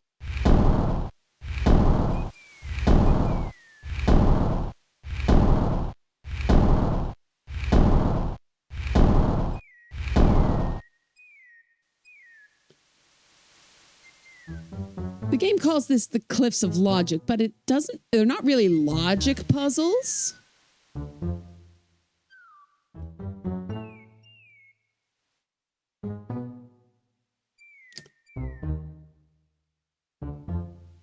One more.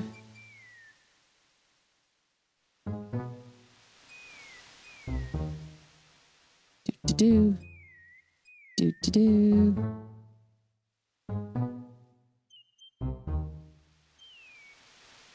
The Cliffs of Manual. This is what you felt like going upstairs when you were little. Aww. It's the Cliffs of Copy Protection. Logically, they thought you'd fall by Alexander now. No, I am too smart and good. In the face of the cliff. It includes the puzzles. Like, where? So the Sacred Four. So this, you have to choose 4 things which represent the 4 sacred items of the old ones. I don't remember, like, it's things like sky and azure and a letter, and that has something to do with flying. I don't remember all of the details, but we are looking at an N, mustache man,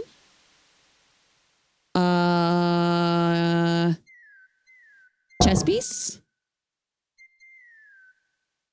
and squiggly the stone stairs. Beneath Alexander's. I don't know what those actually are supposed to be in the Sacred Four. I could look it up, but I'm not gonna.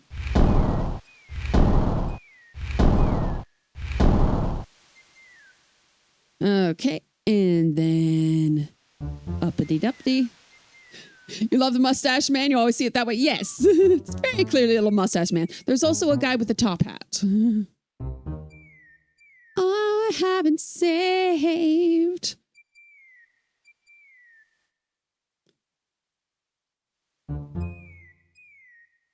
Nobody got a Princess Bride reference? Oh, I'm sorry.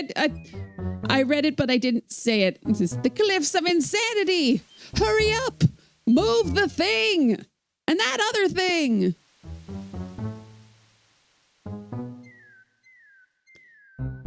don't suppose you could have speed things up. A little shuffle as he turns around. So cute. Alexander Okay, I don't remember what the riddle on this is, but ascend. E-N. The stone beneath Alexander's feet trembles as only more those of the steps highest emerge order from the may granite ascend cliffs. the cliffs of logic. No more rhymes now, I mean it. We had that movie taped off of City TV, great movies. So I have that movie memorized, but with a couple of scenes deleted for time and the commercial breaks. God only knows how many bodies are buried in the ground, filled with arsenic. Is she the Black Widow? Next time on Hard Copy. Alexander finds himself finally at the top of the cliffs. Exhausted, he steps over the lip of the plateau. Oh, she's so and nice. stands. Isn't she friendly looking? Why do you make such an effort to climb the cliffs, young man? The winged ones who live on this island have the power of flight. Because they've got wings. You could have it too, if you'd only eat a berry from this magical flying nightshade bush. Oh, well, if it's magical nightshade. I'm the king. See? The sweet berries will make you float like a petal on the wind. Try some. Well, she's such a nice lady. Tasty nightshade. And she seems so nice, so friendly, so charming. I should trust her, right? Of course I should. Stranger, trust me. She said to trust her. Think of what I'm offering you. You gotta. All right. I'll try some of your berries. Hand symbol on everything. It's what the tip said. Yes, boy, exactly. And I'll show you the way to the Lord and Lady of this isle. What? Slightly bitter, pretty one. She thinks I'm pretty? Tickets only. Next. And then there's some land I have for sale in the death bogs of Tamir. Reference to King's Quest 4. There's a swamp that you have to get to after going through this cave with the most terrifying troll in the world because you don't see it. It's so scary. Been thinking recently how weird it feels looking back at how hard it could be to watch certain movies back in the day before VHS, or even when VHS rental stores had limited inventory. Yeah, I remember the first VHS we had was A Chorus Line, the movie. Watched that over and over and over again. But just that one tape cost like $80, $90. So we watched the heck out of it because we didn't have much else. And part of my mermaid loving lore, The Little Mermaid was the first VHS that we got that was specifically for my sister and me as kids. So again, watched the heck out of that. Love The Little Mermaid. Okay, restore. Guess I won't have the tasty nightshade. Ugh, this game's such a buzzkill. Comes.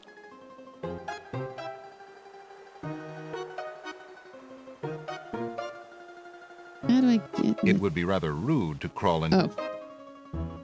Young man, you offend me. I try to help you and you insist on being rude. I'm terrible. Go away. I want to go in the hole. What's my favorite musical? Oh, gosh. All right then. Stay tied to the ground like a load of lead. See if I care. You human. How odd. The old woman just disappeared in a cloud of smoke. Perhaps those berries are even more powerful than she led Alexander to believe. That is actually a constantly changing thing. It's like whatever I have seen most recently. I'm a big fan of Wicked. I will always have a special place in my heart for a chorus line. Oh gosh.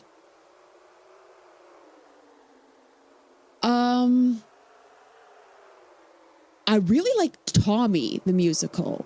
I've never seen an actual production of it, but I love the music. I have like 3 different versions of the Tommy album. I've got the original version by The Who. I've got the movie soundtrack starring Anne Margaret as Tommy's mother. I've got the original Broadway cast recording. I even have a copy of the script that was published in like a hardcover book that came with a CD of Roger Daltrey performing. No, not Roger Daltrey. Sorry, Pete Townsend performing. What's the song? It was the one that was added for the musical. I Believe My Own Eyes. This can't continue, it makes no sense. We're getting nowhere, I've lost all my confidence. Oh, nope, singing's not happening. Lost all my confidence.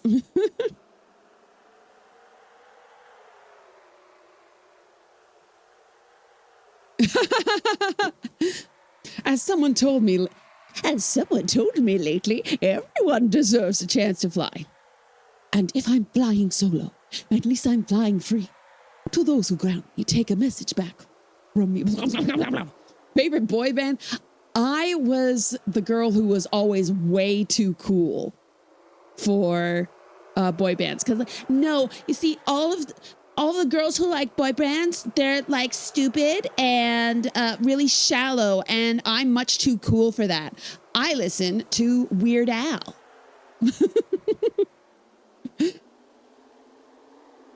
So that's the kind of, so I didn't really listen to boy bands. I could not tell you the difference between, the only song I'm ever confident about which boy band sings it is Backstreet's Back, because it's in the title. Weird Al is a boy band. Yeah.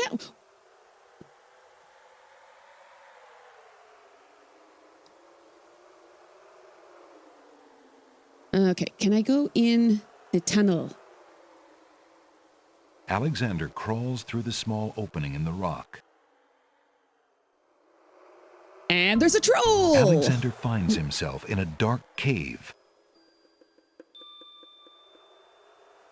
Now, Weird Al's band is entirely made up of dudes, so yeah, it's a boy band.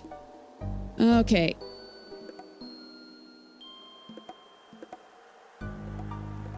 Oh, scrolling. I'm like, no, I got the tinderbox. I got it. I did the thing. Alexander takes the candle from his tinderbox and uses the flint in the box to light it. Favorite boy band wasn't really a boy band, but it's kind of the same realm, Savage Garden. Oh, just look at the lighting effect on there. That is gorgeous. Alexander crawls through the opening in the rock. His accordion isn't very funny. Maybe if it contributed more to the lyrics. Is better.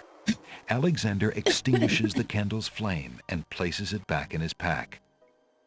Weird Al's actually been performing with the same band since his first album. So John Bermuda Schwartz is his drummer, who originally appeared with him on his first filmed performance for Dr. Demento, literally playing the accordion case by smacking his hand on it.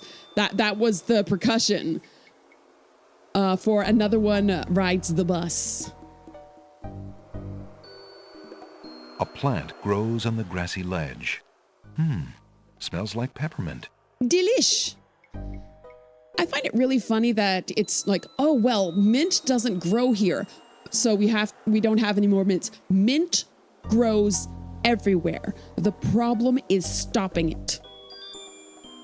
Alexander I takes used to know all the members of plant. Weird Al's band, but I As he don't know does so, anymore. a strong smell of peppermint is released. Love the video of them performing back in the day. Yeah, just John Bermuda Schwartz sitting on the ground, slapping an accordion case. Al looking Alexander very crawls similar back into to the how he first does room of the now. cave. Smells like peppermint. Tastes like Alexander can't see a thing. nightshade. Alexander. Oh, where are you? Alexander takes the candle from his tinderbox and uses the flint in the box to light it.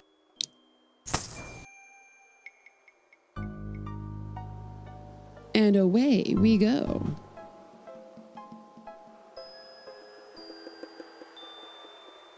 Let me Alexander sees nothing.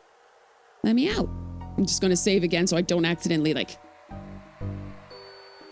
pick some Alexander nightshade. crawls There we go. back through the passage. I don't know if you can grab the nightshade from this side, but just in case. Huge doors are set into the solid rock of the mountain. I don't know what happens if I try and interact with them. The huge doors are locked tight. Somebody obviously wants to keep someone out or something in. Look, an intruder! How did you not see me coming? Hold! How did you get up here, human? I climbed the cliffs. That is not possible. No one has solved the cliffs of logic in several centuries, and if the cliffs were to be solved, it would certainly not be by a human. I didn't mean to trespass. I only wanted to visit this beautiful island. No visitors have been welcome on the Isle of the Sacred Mountain in years. Not since the Red and White Queens had spies in the guise of friendly visitors steal our island's sacred golden fleece. Important lore. But we will not display such foolish trust again. You will have to answer to Lord Azure and Lady Ariel. They will determine what will be done with you. I can assure you, it will not be pleasant. Very welcoming isle. Here's our heavily guarded gate with the guy who's have a shield who insults you. Here's our labyrinth of nightmares. Here's our nightshade bush. It's so nice. With what trickery did you master the cliffs of logic and reach the city of the winged ones? Only the magic of clear thought, my lord. I meant no harm. The cliffs of logic. It is the sacred oracle's prophecy, Azure. Yes, Ariel. It is lucky for you, human, that climbing the cliffs of logic is part of a prophecy that I the cannot outfit is ignore. highlighting her contours very well. We have just been he barely ordered has by an outfit Vizhir at all, so Al-Hazred hey, himself everybody wins. to dispose of any strangers that might land on our Also, fair isle. don't But the manspread prophecy would while have you're a wearing a different fate toga. befall you. Just putting that out there. The prophecy Maybe keep those predicts knees that whosoever together. climbs the cliffs of logic will defeat the Minotaur. The Minotaur has violated our sacred catacombs and eats our young in sacrifice. Our own daughter, Lady Celeste, was taken there only this morning as his most recently demanded offering. A dilemma, then. Whom shall I obey in regards to your fate? The oracle or the crown? But since Al-Hazred did not dictate how I was to dispose of intruders, and since you cannot possibly survive the catacombs, I your recognize his imprisonment there voice, should but I serve can't place both it. purposes quite admirably. I will not resist you in this, my lord. I shall do my best to save your daughter. First, I must tell you that the catacombs are a labyrinth of rooms, a place of exceeding danger. You will need many tools What and do the clear ancient wits ones to wear under their survive it. ropes? Their shoes? Azure, he must be allowed time to prepare for the task, seen this if episode only of in the Star slight Trek? chance that he could actually save our Celeste. Oh, very well. Intruder, my guards will take you to the I beach. recognize his voice. What is his Prophesied who hero is he? or spy, any soldier must be granted Is this the time same to voice prepare actor for as battle. Al-Hazred? Be warned. If you have the courage to actually return to the Isle of the Sacred Mountain and face your destiny, my guards will have orders to take you to the catacombs on sight. I understand, Lord Azure.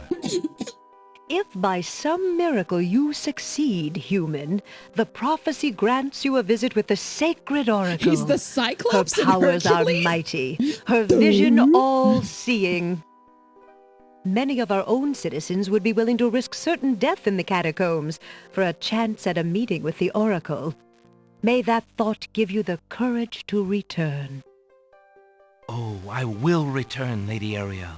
You have my word. The princess. What am I missing? Have the tinderbox. Have the brick. What am I missing? Because if you have all of the things you need for the catacombs, you just go right in. What am I missing? The hole in the wall. Silly Billy. Alexander pulls out his magic map.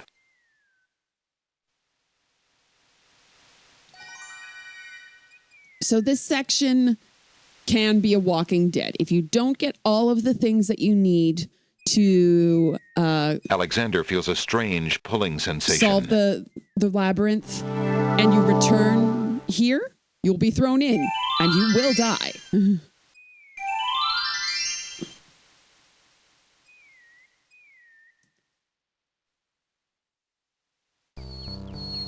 Fast travel in the 90s? Well, it's not so much fast travel as in there's no other way to get there. Let's see. Pawn shop. Good day. Oh, I'm going to have to come back again, aren't I? Would you mind? Of course, Alexander. Yeah. Flute. I'll take. The flute? Very good, Prince Alex. Thank you. The point. Oh, that's another thing that's the same between King's Quest 6 and King's Quest 3. There's a lot of similarities between the two games. Alexander does magic.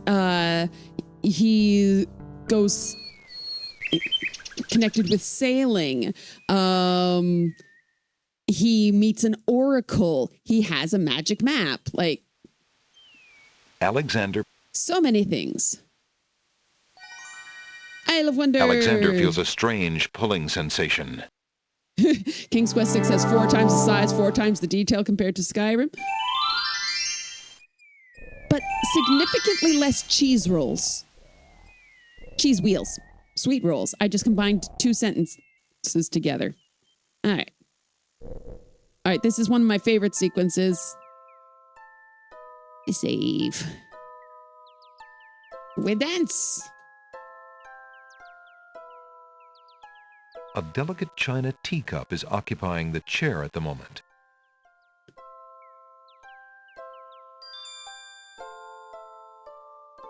Alexander Cute takes the saying, teacup. "Oh my God, so much cheese!" And then flute. May I have this dance? Oh, my! We dance. Get your groove on. La da da da da da da da. The music's so good. Oh no.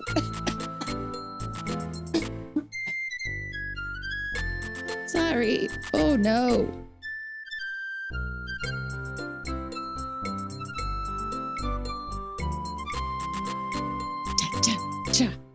Alexander stops playing the flute, but the wallflowers and snapdragons continue to dance, caught up in the music and oblivious to everything around them. Want to mute this and put on some Soulja Boy? It's still probably good in the funniest way. While the wallflowers dance, Alexander snatches the hole in the wall. King's Quest 6 featuring Thomas the Tank Engine and Biggie Smalls. Well, now I've got ideas for TikTok videos. Just gonna use this and put various sounds over it. Find me in the club. Okay. Oh, I haven't actually looked at the spell book at all yet.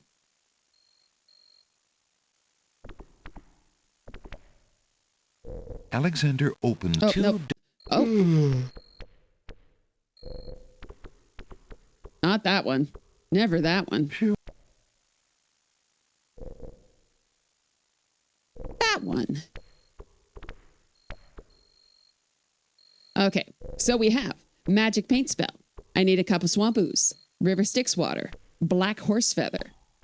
Add Styx water to swamp ooze in a cup, stir with horse feather, apply to blank surface with artist's brush, speak incantation over painting to materialize. The incantation: magic paint, black as ink, bring to life what I think, make it real what I draw according to the spoken law.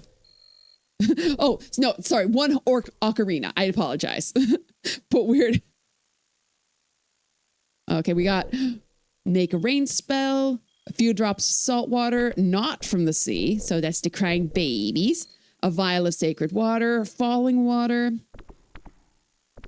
Mix salt and sacred waters in a teapot, then add falling water. Speak incantation over teapot to enchant, heat to boiling to activate. Clouds of thunder, shafts of night, light, come and sup with me tonight. Waters 3 I have for tea, brew a tempest now for me. They could have saved money and file size, but not having the narrator say Alexander every time you perform an action. Charming a creature of the night spell.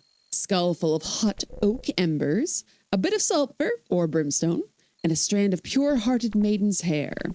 Add hair and brimstone to skull of embers in presence of creatures. Speak incantation over the skull. Creature of night, to me succumb. Fire and brimstone leave thee numb. Purity bind thee like a chain to do whate'er I now ordain. You see, these spells, unlike the spells in King's Quest 3, actually scan and rhyme properly. This is the last page. Well, fine then.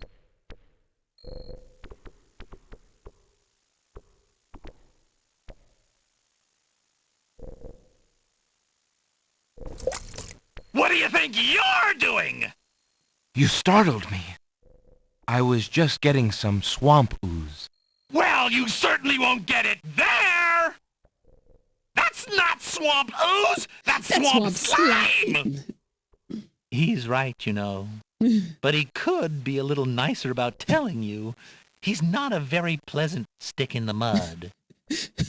Nobody asked you! Be quiet! Oh, the trials of being a mere bump on a log. What do you think you're What do you think you're doing would make a good sound alert? Apparently there's various different, like, swamp things. It can be other than swamp ooze. That's not swamp ooze! That's swamp sludge! Shut up! Shut up! You worthless bump on a log! He's so angry! Oh, the cross that I must bear. Would that I could but avenge this uncalled for abuse.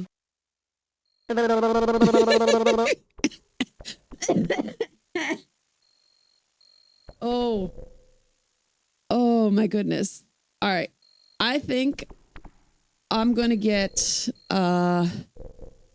finish out this bit, and I think that might be it for me for tonight because my voice is going. So it looks like King's Quest 6 is going to be a multi-part series, but let's finish things out for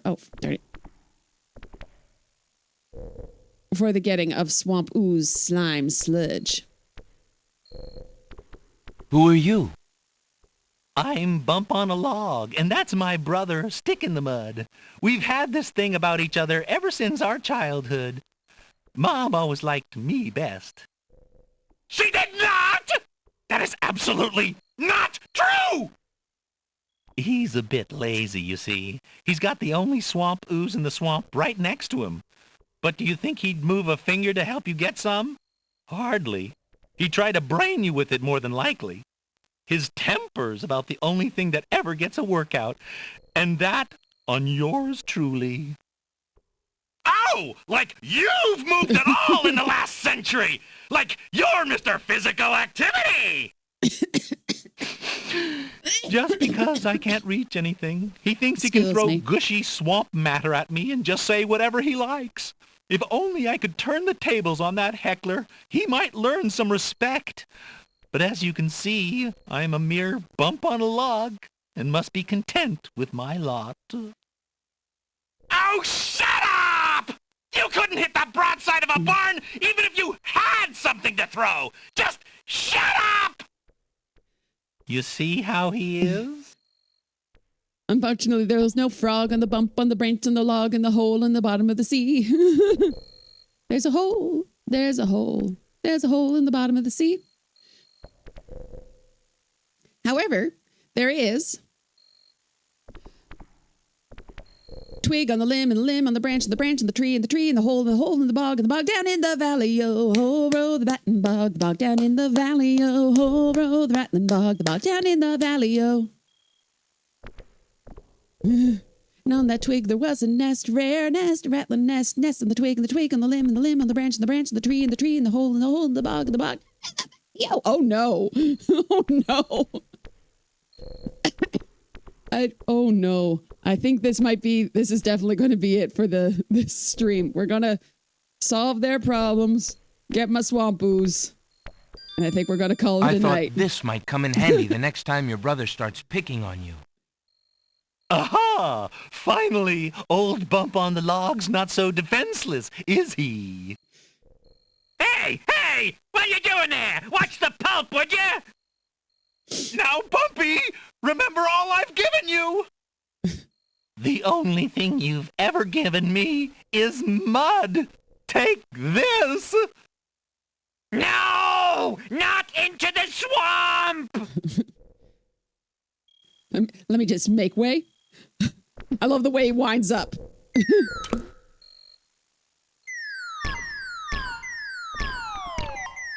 Hey, okay, I give up. Jeez, sorry. Well, I guess it's not very pleasant having things thrown at you. I'm sorry. You mean it? Really? Brother. Brother! Stick in the mud and Bump on a Log, exhausted from the battle, immediately doze off into naps. Rotten Tomato, being equally lazy, decides to join them. So you see that King's Quest 6 is an educational game. It's teaching about empathy. It's teaching about conflict resolution. It's good for the children. And we're going to get my swamp ooze. Alexander fills the teacup with the swamp ooze. Hooray!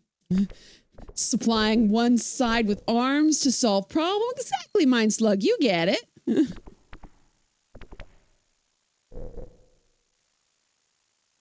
Swamp ooze. Alrighty. That's going to be it for tonight because my voice is nearly gone and I would like to have something left to live and communicate with. So let's see if I can find someone that we can go raid, because that's fun.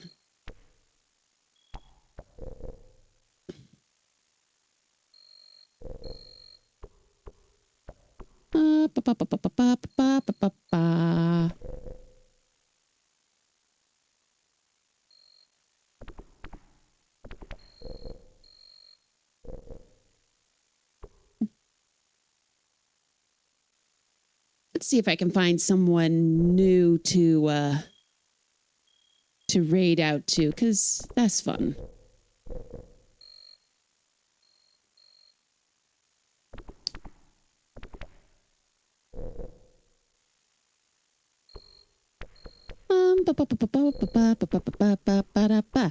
Ba-ba-da-ba-da-ba-ba-da-ba. Oh, Pixel Turkey is playing Riven. Let's go visit her. Do. Oh, before we go, I forgot to do this. Boop. Forgot to give Rex a shout out. And then raid Pixel Turkey. All right, everybody, have a great night. I love you to bits and pieces. And I will see you next week.